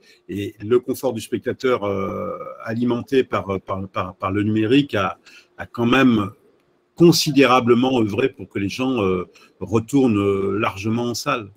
Enfin, je crois. Oui, Caroline. Après, le numérique, ça a quand même été compliqué pour l'accès pour les plus petites salles avec les VPF. C'est-à-dire que pour les distributeurs, c'était quand même extrêmement compliqué de donner des films et c'est là où ça renforce le rôle de la DRC, de donner des films à des petites salles dans les 5 premières semaines de sortie. Et du coup, là, je suis pas sûre que ça ait favorisé l'accès et que ça ait permis d'accompagner dans le bon sens l'aménagement du territoire culturel par le cinéma, malheureusement. Ça, c'est vrai. C'est absolument vrai. Caroline, tu as raison de préciser ça. Effectivement, tous les distributeurs, à un moment ou à un autre, se sont trouvés dans la situation à réinventer ce qui était, dans les époques dont parlait Jean-Claude tout à l'heure, ce qui était une rotation temporelle plus longue, mais pour des questions de VPF, parce qu'à partir d'un certain moment, quand on ne payait plus de VPF, on pouvait ouvrir les vannes. C'est d'ailleurs ce qui est intéressant par rapport à ce qui va se passer demain, comment désormais, sans cette barrière entre guillemets virtuelle, économique, comment va s'organiser la programmation de demain. Est-ce que effectivement on va ouvrir les vannes partout, tout le monde en même temps, tous azimuts, plus de limites? Et est-ce que ça va avoir une influence sur la durée de vie des films? En gros, on va programmer des films en largeur et puis en longueur, ou bien est-ce qu'on va malgré tout observer une espèce de norme qui sera peut-être d'ailleurs imposée par les circuits, on verra, si tous les films sont partout et partout en même temps, les parts de marché vont se réduire quand même mécaniquement. Enfin, ça va être intéressant de voir ce que la fin du VPF va produire. Moi, je pense que c'est inéluctable. Il y aura beaucoup plus de copies en circulation. Je sais pas, honnêtement, je ne sais pas si c'est un bien ou un mal. J'ai du mal à trancher. Je ne suis pas devin non plus, mais je pense qu'on n'y échappera pas. Je veux dire, chez Pathé, on n'avait pas résolu le problème du tout, mais c'est vrai qu'on a tiré énormément de copies et payer des VPF qui ne s'imposaient pas pour pouvoir maintenir ça aussi. Mais on avait aussi le problème des salles Gaumont-Pathé, où la direction du circuit, Jérôme Sédot en particulier, ne voulait pas d'incident, que le circuit soit pris en flagrant délit de se favoriser, entre guillemets, en mettant plusieurs copies dans le même complexe, uniquement dans les gros circuits, en disant on ne va pas être tributaire de choses de ce genre, donc tant pis, tirer des copies, tirer davantage de VPF et alimenter des salles plus petites qu'en temps normal on n'alimenterait pas. Mais ça n'a pas tout résolu, bien entendu. Mais je crois que quand il y aura plus de VPF à payer, ce qui va arriver dans pas très longtemps. Hein. Oui, normalement. D'ailleurs, pratiquement le cas maintenant. Enfin, il y a pratiquement plus de VPF. On est sur cette période-là. On est sur ce moment-là où effectivement les VPF ne régulent plus. S'il y a une régulation, ça ne viendra plus de là. Oui, on évoquait ça il y a quelques années comme d'un Big Bang annoncé. Je pense que c'est ce qui va se passer. Alors, sera-t-il dévastateur ou au contraire très positif pour les spectateurs? Car si on veut voir le verre à moitié plein, on peut très bien se dire que sans cette barrière économique, tout un tas de petites salles, même les plus éloignées, disposeront peut-être de films en sortie nationale. À titre personnel, philosophiquement, moi, ça me plaît qu'une commune qui a quelques séances dans la semaine et qui se trouve complètement perdue en territoire rural puisse avoir les mêmes conditions d'accès au film qu'un multiplex. Oui, mais évidemment, les multiplex qui, eux, auront de très, très grosses charges et notamment des amortissements très importants à assumer, verront-ils d'un bon œil le fait qu'à 10 km ou 15 km une petite salle municipale bénéficiant de subventions dispose du même film qui entamera un peu de leur part de marché? Ça va être ça le débat en fait. Ouais, mais je vois plus comment ils peuvent s'y opposer maintenant. Ils ont pu s'y opposer autrefois. Je crois qu'aujourd'hui, ce combat est perdu d'avance pour les gros multiplex, et tant mieux. Je suis d'accord avec toi. La chronologie des médias va changer, va encore s'accélérer. De toute façon, il faudra de plus en plus que des petites salles, vraiment des petites salles, des vraies petites salles, aient accès au film. Sinon, on arriverait au problème que ça sorte en vidéo, en VOD, etc., avant que ça sorte dans leur salle. Donc, il y a un moment où c'est pas logique. Et je pense que c'est inéluctable. J'espère que tu as raison, Jean-Claude. Je pense que c'est inéluctable, mais je pense que dans une phase de tension économique qu'on va connaître, je ne suis pas sûre qu'on garde tous une vision de l'intérêt général à moyen terme et qu'on n'ait pas envie de sauver sa peau ou sa marge à court terme. Je pense que ça va être compliqué, que l'argument qu'il y a actuellement sur le nombre de séances et le plein pot, il est révélateur de ça, quoi. Il joue là-dessus. Je suis tout à fait d'accord. Je pense que ce serait bien, effectivement. Je pense qu'il y a de la place pour tout le monde et que, comme disait Thierry, on crée les cinéphiles de demain, y compris dans les villes moyennes, dans les petites villes et dans les zones rurales. Ça, c'est le modèle qu'on a en France, mais on est quand même aujourd'hui beaucoup régi par l'économique, hélas. Il faut aussi intégrer un élément dont on ne parle pas, mais qui est indéniable, c'est que les multiplexes participent d'une certaine manière un niveau de prix moyen de la place de cinéma en France qui est profitable notamment aux distributeurs. Si effectivement ce prix moyen était amené à baisser, entre guillemets, ça sera une part moins importante pour les distributeurs et quelque part, par ricochet, moins de facilité pour les distributeurs pour acheter des films, pour les produire, etc. etc. L'économie telle qu'elle est, elle tient compte aussi de ça. C'est-à-dire que les multiplex pourraient tout à fait voir d'un mauvais œil le fait d'avoir une concurrence à leur porte dans le cadre de cette explosion du nombre de copies avec la disparition des VPF, mais l'affaiblissement en termes économiques d'un multiplex, certes, ce n'est pas un drame pour la petite salle qui est en milieu rural, mais ça peut avoir d'autres conséquences sur l'équilibre général de la part qui revient au distributeur.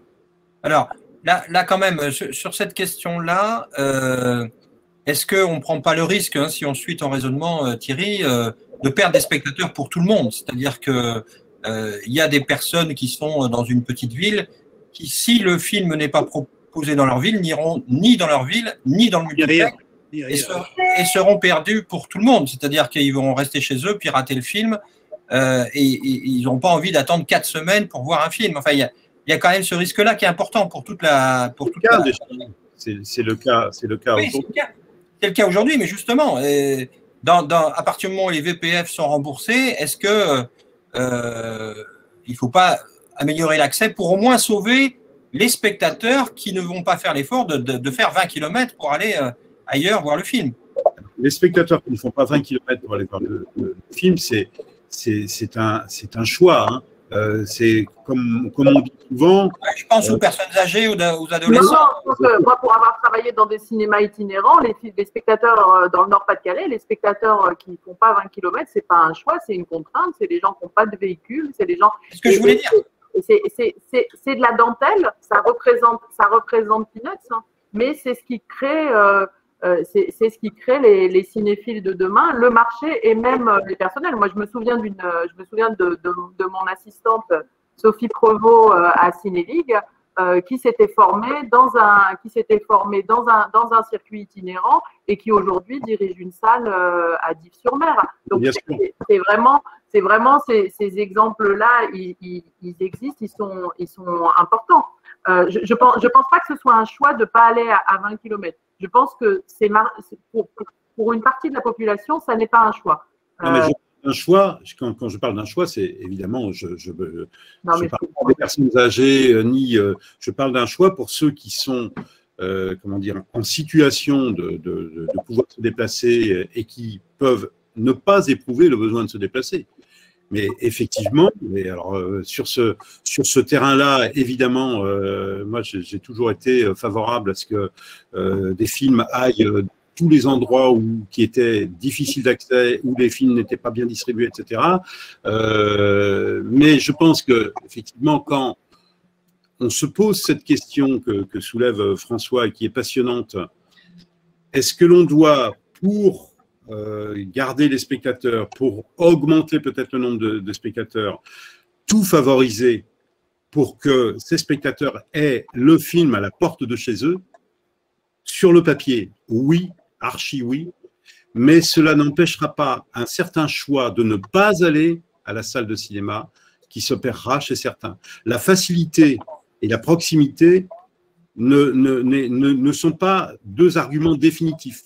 Il y a aussi le fait que certains spectateurs, et peut-être en sommes-nous des exemples parfois, n'auront pas le désir d'aller dans la salle de cinéma pour des raisons. Voilà.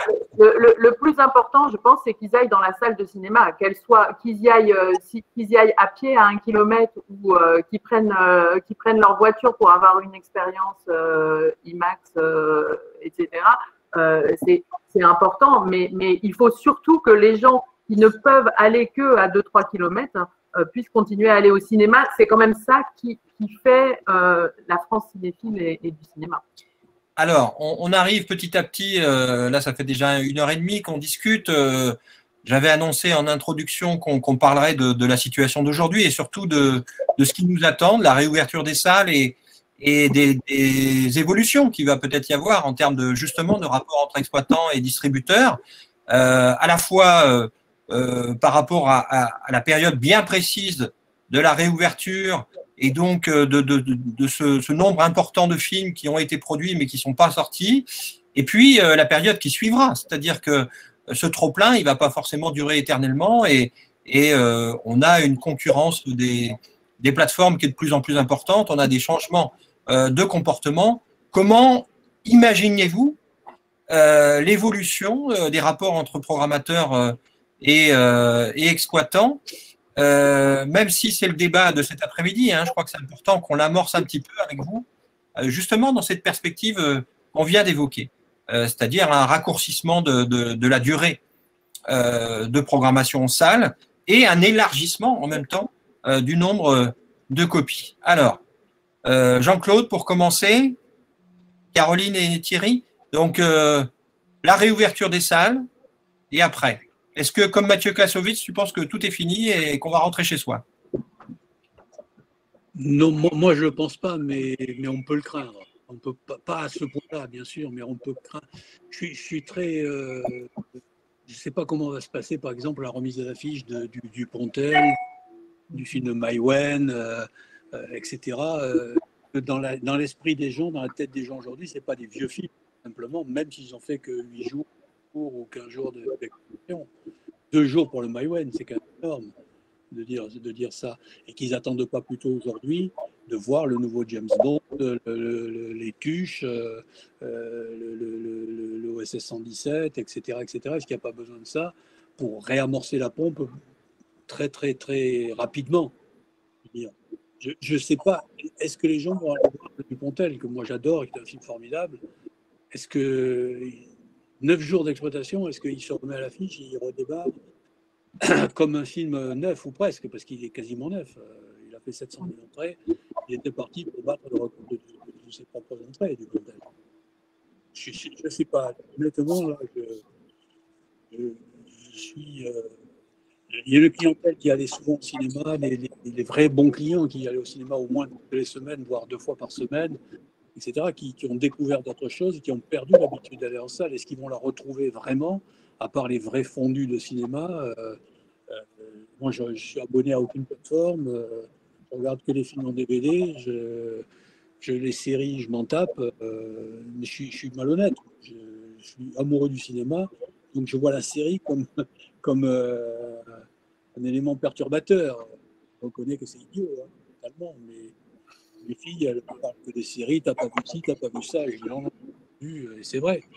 Et il me tarde de remettre les pieds dans un cinéma. Voilà. Mais est-ce que je ne suis pas un des rares? Au contraire, est-ce qu'il y aura beaucoup de monde qui aimera ce cinéma? Je ne doute pas que les gens aient envie de se retrouver au restaurant et dans les bars. Au cinéma, je n'en suis moins sûr. Alors, Jean-Claude, alors, en 2020, le marché a baissé parce qu'évidemment, il y a eu une fermeture assez longue. Voilà. Non, mais quand les cinémas ont réouvert, le marché a baissé aussi. C'est-à-dire quand les cinémas ont réouvert en juillet, août, septembre, octobre, le marché a baissé de 60 voire 70%. Le marché a baissé beaucoup. Il s'est rétabli avant le deuxième confinement, mais avec un manque quand même. Il était en chute de près de 50% parce qu'il n'y avait pas de film américain. Aucun blockbuster américain n'est venu là depuis juillet, août. Ouais. Il y a un seul film, c'est Tenet qui est sorti. Ce n'est pas un blockbuster, c'est un joli succès. Jean-Claude, sur la question quand même, si demain, c'est une hypothèse de travail, si demain le marché chute de manière significative, c'est une hypothèse, qu'est-ce que ça change dans les relations entre les distributeurs et les exploitants? François, tu peux préciser ta question si le marché passe de 200 millions à 100 millions d'entrées en 2022, par exemple, puisque 2021 sera une année encore à nouveau hybride, parce que les comportements des gens ont changé, etc. Est-ce que vous pensez, là on est sur des prospectives, que ça aura des changements sur les relations entre les distributeurs et les exploitants, et si oui, plutôt lesquels? Il y a eu une période où le marché était à 110 millions, c'était le début des années 90. Oui. En fait, ce qui s'est passé quand même l'année dernière, ce qui s'est passé l'année dernière avec la reprise, c'est que le public qui était le moins dépendant du cinéma américain, il est revenu dans les salles qui étaient les moins dépendantes du cinéma américain mainstream, à savoir les salles à réessai. Donc, c'est sûr que moi, quand on me pose la question demain, je pense pas que les gens vont pas retourner au cinéma. Je pense pas. Par contre, je m'inquiète plus effectivement pour les multiplexes, pour les 12 salles qu'il va falloir alimenter en film. Alors, il y en a sur les étagères, mais en film et en spectateur. Parce que effectivement, je rejoins Jean-Claude, je pense que ça va être très très compliqué pour Adieu les cons, ADN et Garçon chiffon. Et même Drunk qui était pas du tout au bout de sa carrière. Thierry, tu veux réagir? Ce que l'on ne sait pas, parce que c'est totalement neuf, c'est comment le public va réagir, ce que ça va produire presque biologiquement dans nos habitudes de consommation, entre guillemets, du cinéma. Je n'en sais rien. La seule chose qui peut nous donner un petit tuyau quand même, enfin, il y en a deux. La première, c'est ce qui s'est passé au mois d'octobre, qui est un cas, je crois, unique au monde. C'est-à-dire qu'on est, à ce moment-là, on est en pleine incertitude sur la manière dont se transmet le virus, même si les masques sont obligatoires, dans les salles de cinéma qui ont fait d'énormes efforts pour installer une espèce de rigueur sanitaire exemplaire. Il y a le couvre-feu, la distanciation dans les salles, etc. Et il n'y a pas de film américain. Or, qu'est-ce qui se passe? Une explosion des entrées à ce moment-là. Donc, ça nous ramène à quelque chose qui doit nous frapper, qui doit nous rappeler des choses que l'on oublie tout le temps. C'est la relation particulière en France des Français avec leur cinéma. Non seulement avec leur cinéma national, mais avec leur salle de cinéma. Après tout, le cinéma a été inventé en France par des mecs qui s'appelaient les Lumières en plus. C'est la deuxième période, je crois, si je me souviens bien, hein, dans l'histoire où les salles de cinéma ont subi, comment dire, une absence de films américains. La précédente, c'était pendant la Seconde Guerre mondiale. Ça a duré, je crois, 4 ans ou 5 ans où il n'y a pas eu de film américain. François, c'est toi l'historien, donc oui, c'est ça. Je crois que c'est ça. Donc là, pendant cette petite parenthèse, j'ose pas dire enchantée, mais enfin cette petite parenthèse de quelques semaines où on a vu un nombre d'entrées considérable, c'est peut-être ce qui a finalement affolé les pouvoirs publics quand ils ont vu autant de monde dans les salles de cinéma. À ce moment-là, on a eu ce petit constat que même sans film américain porteur, le désir de cinéma était considérable. Et puis, si on veut s'exporter un petit peu, pas rester uniquement sur notre territoire, ce qui s'est passé ce week-end, là, notamment aux États-Unis, mais pas que, un peu partout, où avec un retour en force de la fréquentation dans les salles. Là, j'ai un ami qui est aux États-Unis, enfin qui est à Los Angeles, qui m'a dit qu'il y a un désir de cinéma qui est absolument considérable, qu'on ressent de partout. Ça doit quand même nous laisser quelques espérances. Certes, les choses seront certainement pas comme avant. Il faudra peut-être un petit peu de temps. On n'a peut-être pas de temps de parler de la programmation de tous les films qui sont sur les étagères et qu'il faudra sortir à un moment ou à un autre aussi. Il y aura beaucoup de choix. Il n'y aura peut-être pas autant de spectateurs dans un premier temps, mais je ne crois pas du tout, peut-être naïvement, mais je ne crois pas du tout à un effondrement de la fréquentation des salles de cinéma, en particulier parce que les gens auraient pris des habitudes à voir des séries, etc. Je n'y crois pas une seule seconde. On a été enfermés pendant suffisamment longtemps. Le cinéma est le croisement de la sociabilisation et du désir de fiction. Les séries ne répondent qu'à l'un des deux. On aura besoin demain d'aller dans les salles. La grosse marge de manœuvre des salles de cinéma par rapport aux plateformes notamment, c'est principalement justement l'éditorialisation et le fait qu'on n'est pas devant une forêt vierge de propositions, mais avec des choix qui sont clairement imaginés et proposés par les exploitants. J'espère que tu as parfaitement raison, mais n'oublie pas quand même que la dernière semaine d'ouverture des salles, qui a été très très bonne en entrée, effectivement, c'était quand même moins 50 par rapport à l'année précédente. Mais parce qu'il n'y avait pas de films américains. Et si on rapporte ce pourcentage au nombre de films, parce que tu pouvais accueillir 15 spectateurs sur 2 aussi. Oui, enfin, aussi, j'ai fait des complets le soir avec des salles à demi-jauge. Et puis parce que tu gardais une demi-heure entre 2 séances pour aérer ta salle. Oui, bien sûr. Et avec des contraintes énormes qui ne vont pas disparaître tout de suite. Hein. Donc, c'était aussi une exploitation empêchée. De toute façon, on n'était qu'à 80% de notre potentiel. Avec très peu de films, hein. Avec très peu de films, parce que même s'il n'y avait pas les films américains, il n'y avait pas non plus des tonnes de films qui étaient sortis. Absolument. C'est pour ça, c'est ce que je dis, c'est que malgré tout, on a vu que certains films en bénéficiaient bien et s'en sortaient très bien, en restant peut-être sans les obligations dues à la pandémie, les restrictions d'accueil, etc. Ce serait peut-être moins de 40 ou moins % au lieu de moins 50, mais on reste loin des chiffres de l'an dernier quand même, à cette époque, à date comparable, avec les jours fériés, les vacances scolaires, etc. C'est là que j'ai un motif d'inquiétude quand même, je dirais, parce que est-ce que tous les problèmes de gros blockbusters qui peuvent aller directement sur des plateformes aujourd'hui, est-ce qu'ils ne vont pas y prendre goût? Je m'inquiète. Mais par exemple, l'échec cinglant de Wonder Woman, oui. Ça prouve que le modèle, la reproduction, et puis on peut même, je sais pas les chiffres précis, mais Soul qui était attendu en salle, est-ce que la perte de la salle n'est pas une perte très importante au regard de ce qu'il a produit comme résultat sur la plateforme Disney? La reproduction d'une sortie passant d'une salle empêchée à une plateforme disponible ne produit pas les mêmes résultats auprès du public. Ah non, je pense pas. Merci à tous les trois. Je vais vous poser une dernière question et après on va écouter les questions de nos auditeurs, spectateurs. Aujourd'hui, il y a plusieurs modèles dans l'exploitation, mais le modèle dominant, ça reste le multiplex en termes de nombre d'entrées, de recettes, etc.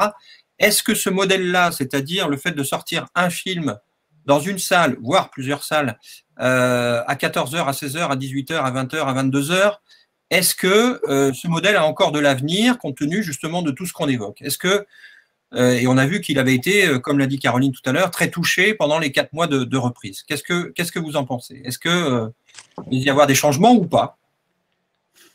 Sur un modèle d'exploitation comme ça, très quantitatif, 2 semaines, 3 semaines, on passe le film sans arrêt à tous les horaires et après on change de film. Qu'est-ce que vous en pensez? Moi, je penserais plutôt qu'il va y avoir davantage de multiprogrammation. C'est pas forcément une mauvaise chose de toute façon. Moi, j'ai longtemps été réticent à la multiprogrammation, à avoir des séances en moins sur les trucs, et j'ai rendu compte que pour certains films, c'était le seul moyen de continuer à faire pas mal d'entrées sur la durée, justement en étant moins exposé en nombre de séances, mais en permettant de rester des semaines à l'affiche, plusieurs semaines à l'affiche. Un des principaux reproches que j'entends de gens qui ne sont pas dans le cinéma, mais qui aiment le cinéma, on n'a pas le temps de voir les films. On fait un tri, on se dit ça, je ne le loupe pas, j'y fonce. Je vais voir le Dupontel, je vais voir le Maïwen, et puis, ah merde, mais il y a celui-là que je voulais voir, Drunk, il n'est plus à l'affiche. Par exemple, je ne dis pas n'importe quoi, les titres n'ont pas de valeur, mais c'est un reproche récurrent que j'entends sans arrêt de la part des gens que je connais qui sont simplement des amateurs de cinéma. Il y a trop de films qui sortent, qui ne restent pas assez longtemps à l'affiche pour qu'on puisse les voir.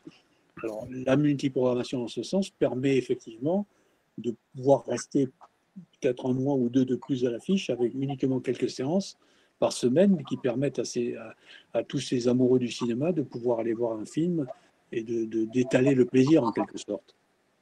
Maintenant… Moi, je pense qu'il ne faut pas de monolithisme de la programmation. Il faut déjà observer les choses… non pas de manière systématique, faire un copier-coller sur toutes les salles, sans tenir compte des réalités locales et du fait que certains exploitants connaissent très bien leur public et savent que tel film à tel moment, c'est plus efficace que de faire une espèce de version horizontale de tout le monde exactement à la même heure, au même moment, partout en France. Ça, c'est, à mon avis, c'est un peu fini. il y a certains endroits où la programmation totale, à tous les horaires, comme tu l'évoquais François, est nécessaire parce qu'elle est visible pour des spectateurs de dernière instance qui viennent et qui ont besoin de trouver, je pense notamment aux spectateurs dans les grands ensembles, dans les multiplex, etc., de savoir qu'à 14h, 16h, 18h, 20h, 22h, j'aurai précisément à ces horaires-là le dernier James Bond. Il y a une lisibilité qui peut se comprendre. En ce qui concerne notamment les salles de proximité et évidemment également les arrêts essais, c'est complètement différent. On est là sur des salles de cinéma où le public est moteur, le public est actif, il est pratiquement, il est presque créatif de ce qu'est la salle. C'est presque l'agilité du spectateur qui va, à travers la multiprogrammation, favoriser la proposition générale de la salle. D'ailleurs, les salles à essai ont intégré depuis très très très longtemps cette notion de multiprogrammation.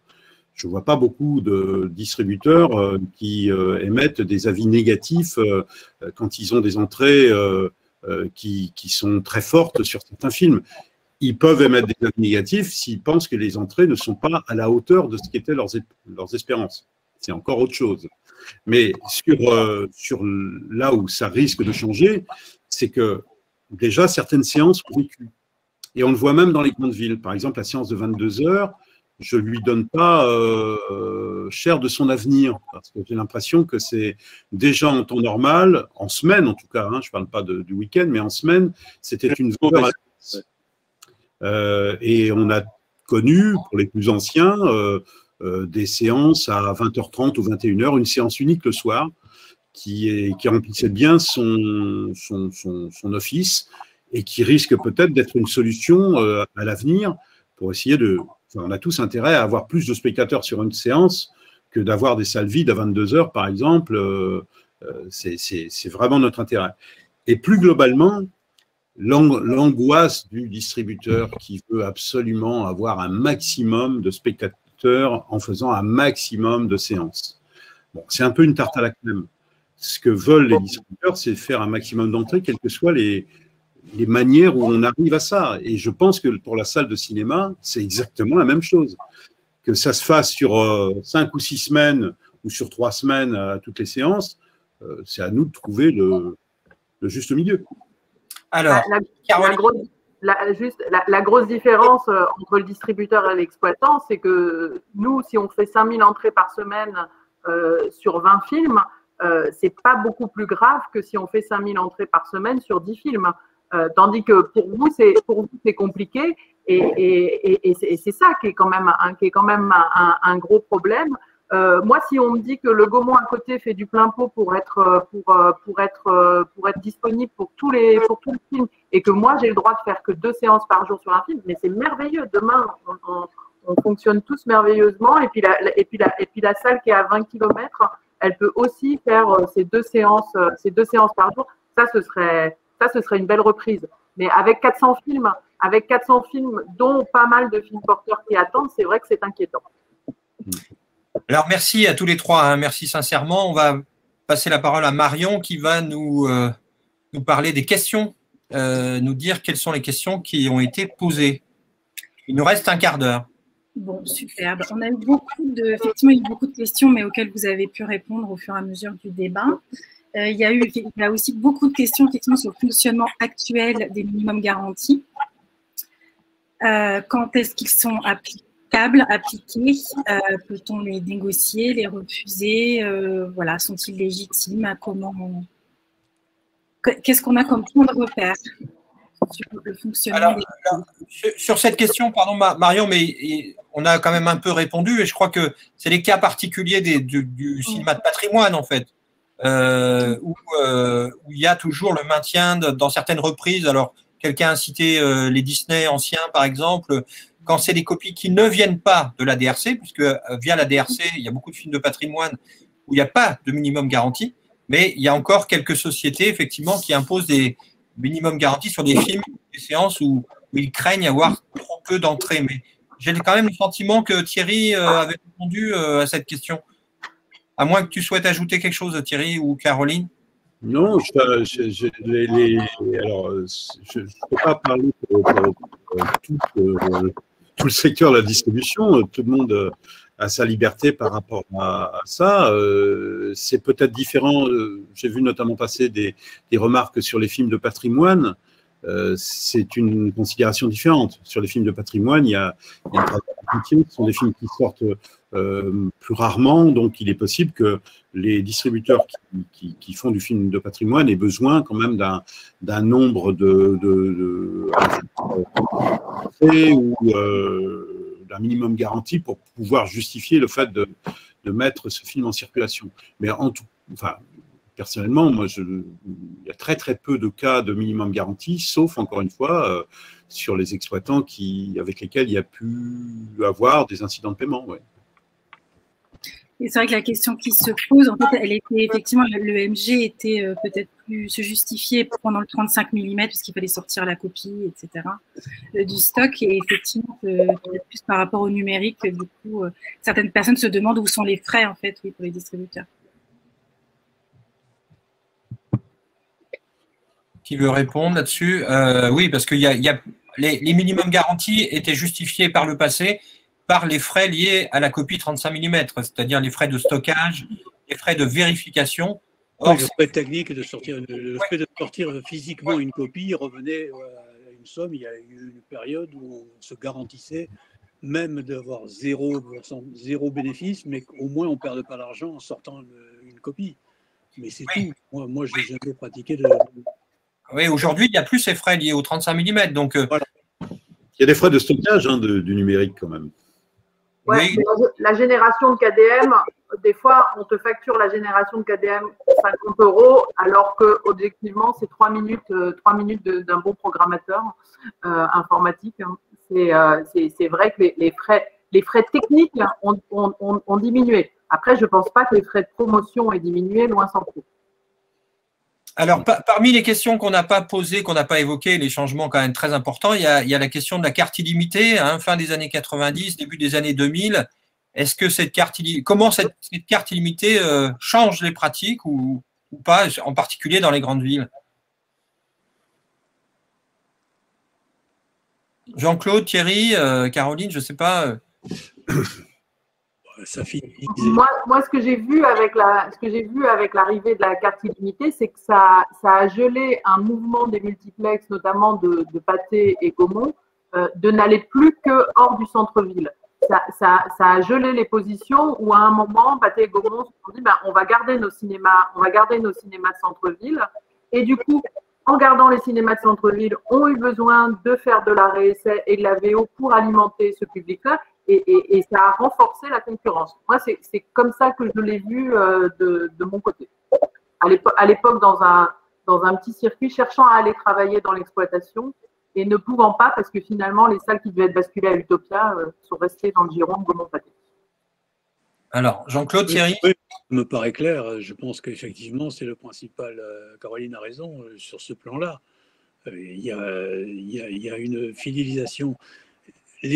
Certaines salles de circuit UGC qui a lancé la carte illimitée, ils ont été plus demandeurs de certains films, c'est parce qu'ils voulaient proposer l'éventail le plus large possible et que des clients leur disent pas, mais j'ai pris la carte illimitée, mais il y a tel film, je ne peux pas l'avoir chez vous. Donc ça ne m'intéresse pas, ça ne m'intéresse plus. Donc même en faisant de la multiprogrammation, il y a des films qui sortent dans certains complexes UGC, Gaumont-Pathé, qui ne serait pas sorti il y a quelque temps avant la création de cette carte et la mise en place, même s'il y a beaucoup de… Je ne sais pas combien de dépendants bénéficient de la carte Gaumont, Pathé ou UGC dans la concurrence. À Paris, c'est une grande majorité. C'est presque tous. Si ce n'est pas Gaumont-Pathé, c'est UGC. Oui, voilà. À Paris, oui, mais pas du tout en région. Oui. C'est particulier à Paris. Et quelques grandes villes de province. Quel exemple? Le Jean Eustache, il n'a pas droit à la carte UGC, par exemple. Non, mais Gaumont nous l'a proposé. On l'a refusé. Alors, Thierry, tu vas dans ce même sens, c'est-à-dire que les cartes illimitées ont incité finalement les opérateurs des multiplex à avoir une programmation plus large pour répondre à… Oui, de la même manière qu'il y a certains spectateurs des salles à essai qui n'iront jamais dans les multiplexes. Il y a aussi des spectateurs de multiplex qui n'iront jamais dans les salles à essai. Ces spectateurs-là, pour des raisons qui leur sont propres et qu'on n'a pas à contester. Pour ces spectateurs-là, on peut dire qu'ils ont le droit aussi d'avoir accès à certains films et qu'un multiplex, finalement, j'aurais pas dit ça il y a 20 ans, mais effectivement, ces spectateurs-là, notamment, je pense, tout le circuit UGC qui propose beaucoup de versions originales, en particulier dans les grandes villes, mais même dans certaines banlieues, voilà, il y a une partie de ce public qui, ne souhaitant pas aller dans les salles à essai ou n'ayant pas de salle à essai à proximité, peut avoir envie de voir un Woody Allen, un Tarantino, un Almodovar en version originale. Comment, philosophiquement, pourrait-on leur interdire ? La carte illimitée a favorisé cet accès-là. Et si on revient encore une fois, non pas à nos intérêts, on va dire particuliers, mais à un intérêt global qui est celui du cinéma, on ne peut pas le contester. Alors Marion, est-ce qu'il y a d'autres questions ? On a justement une question sur la nostalgie du 35 mm, donc un petit peu comme les vinyles. Est-ce qu'on peut continuer à passer du 35 mm en salle? Et puis aussi, effectivement, certains réalisateurs aiment encore ce format. Comment vous voyez ça? Nous, on a maintenu dans nos 6 salles les appareils 35 contre vent et marée et contre pénurie de pièces détachées et révision régulière. C'est aussi parce qu'on fait beaucoup de festivals et que de temps en temps, on peut en accueillir. Dire que les 6 salles, que les 6 projecteurs 35 fonctionnent. Après, je pense que c'est comme un petit peu du fétichisme aussi par rapport à l'accès aux films récents. Jean-Claude et Thierry, là-dessus Je crois aussi, c'est inéluctable, c'est comme ça. On peut être nostalgique, je comprends. Moi, j'ai la nostalgie physique de la boîte de 600 mètres de 35 mm. Quand j'ai commencé à travailler, en dehors de vendre les films que je pouvais vendre, je réparais les boîtes à coups de marteau, etc. J'ai vérifié les films, j'ai appris à faire des collages, etc. Et tout. Bien sûr que c'est le principal changement dans le cinéma qu'il y a eu depuis qu'il existe. Hein. C'est de passer, de ne plus avoir ce support aux pellicules en 16 mm autrefois et en 35 aujourd'hui, depuis peu. J'ai le numérique maintenant. Je veux dire, mais bon, je vois pas comment on peut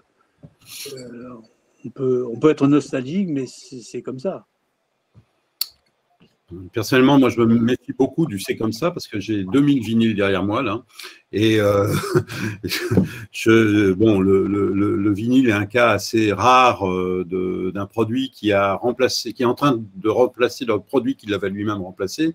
Je pense pas qu'on reviendra à l'ère du 35 mm, que le 35 mm va remplacer un jour à nouveau le numérique. Mais par contre, à titre vraiment de passion pour la qualité de ce qu'était la projection en 35 mm, je ne peux que saluer les salles qui gardent la possibilité de diffuser encore du 35. Il n'y en a pas beaucoup, hein, je crois. Non, hélas. Oui, sachant que ça peut effectivement, pardon Marion, mais ce que disait Caroline, il faut avoir des gens qui continuent à être formés. C'est-à-dire que de génération en génération, c'est un savoir qui se perd et il faut continuer à avoir des pièces détachées pour réparer. Et voilà, s'il manque un de ces 2 points, on ne peut pas organiser si on n'a pas le personnel formé ou la pièce qu'il faut, ça risque d'être difficile à un moment donné. Mais il y a encore des salles de cinémathèque et aussi des salles classiques qui ont des projecteurs 35 mm, effectivement.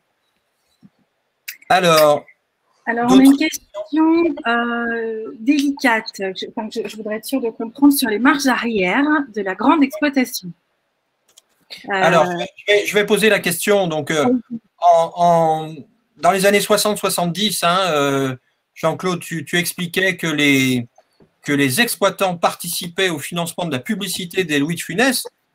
Aujourd'hui, c'est quand même l'inverse depuis un bon moment, c'est-à-dire c'est les distributeurs qui participent au financement du passage des bandes annonces, pour ne parler que des bandes annonces. Comment vous vivez ça en tant que distributeur, Jean-Claude et Thierry? Moi, c'est Pathé qui a lancé ça. Mais qui est à la fois distributeur et exploitant. Oui, bien sûr, mais sa boîte pâtée qu'il a lancée, ça a pas fait mal au cœur. L'idée de devoir payer pour passer nos bandes annonces m'a gêné, mais beaucoup, beaucoup, beaucoup gêné. Je veux dire, j'étais pris entre deux feux, mais il n'est pas question de s'y opposer de toute façon. Mais je trouvais ça. Au début, je trouvais ça scandaleux. Je disais, comment, c'est pas possible. En plus, payer pour passer les bandes annonces. Or, aujourd'hui, si on ne paye pas pour passer les bandes annonces, on n'est plus vu. Hein. Alors, Jean-Claude, on était sur en termes de somme d'argent, on est sur des enveloppes assez considérables quand même. Ah, c'était assez important, oui, sur les Gaumont l'a fait sur les Belmondo, sur quelques Belmondo à l'époque. Nous, on l'a fait aussi sur des Belmondo comme L'Animal de Zidi ou des choses comme ça. Beaucoup sur les De Funès, bien évidemment. Et là, on parle des moments plus récents hein, sur les paiements. Ah oui, non, mais sur le paiement des bandes annonces, tu veux dire? Oui, le paiement des bandes annonces. Ah, d'accord, ok. J'ai trouvé, encore une fois, je me rends plus compte des prix qui sont pratiqués aujourd'hui. Est-ce que ça s'est amélioré?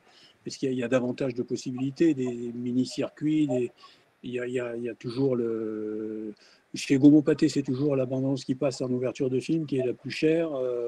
Ça existe toujours, Thierry? Oui, bien sûr. Ouais. La Gold. La Gold, voilà, c'est ça. Ouais. Donc là, on est quand même sur des sommes considérables. Ah, c'est beaucoup d'argent, oui. J'ai plus en tête combien c'était, mais je sais que le passage en Gold, par exemple, représentait un énorme budget dans le cadre de la dépense globale du film, sur le film, en promotion. Ouais, c'est pour ça que tu voulais programmer des salles à essai. Et en même temps, la bande-annonce, sauf lorsqu'elle est loupée, mais enfin, c'est quand même assez rare, la bande-annonce reste pour moi notre meilleur argument. L'image est la meilleure chose. C'est ce qui est en vie aujourd'hui, je veux dire. Il y a aussi, Jean-Claude, que la bande-annonce aujourd'hui a d'autres sites, d'autres espaces de diffusion oui, que bien sûr. le cinéma. Mais effectivement, moi aussi, je regrette l'époque où les films annonces étaient diffusés gratuitement. Mais alors là encore, c'est une autre époque. Il y avait moins de films. Donc aujourd'hui, les films doivent se faire une place et comment dire, entrer dans la connaissance de la notoriété. Il y avait moins de pubs aussi. Il y avait plus de place dans les avancées entre les interséances pour faire des bandes annonces. Aujourd'hui, pendant les périodes de fête, comme les vacances scolaires de la Toussaint, par exemple, les exploitants te disaient « Ah ouais, mais on va avoir 17 minutes de pub au lieu de 12, donc c'est des bandes annonces en moins. » Je veux dire.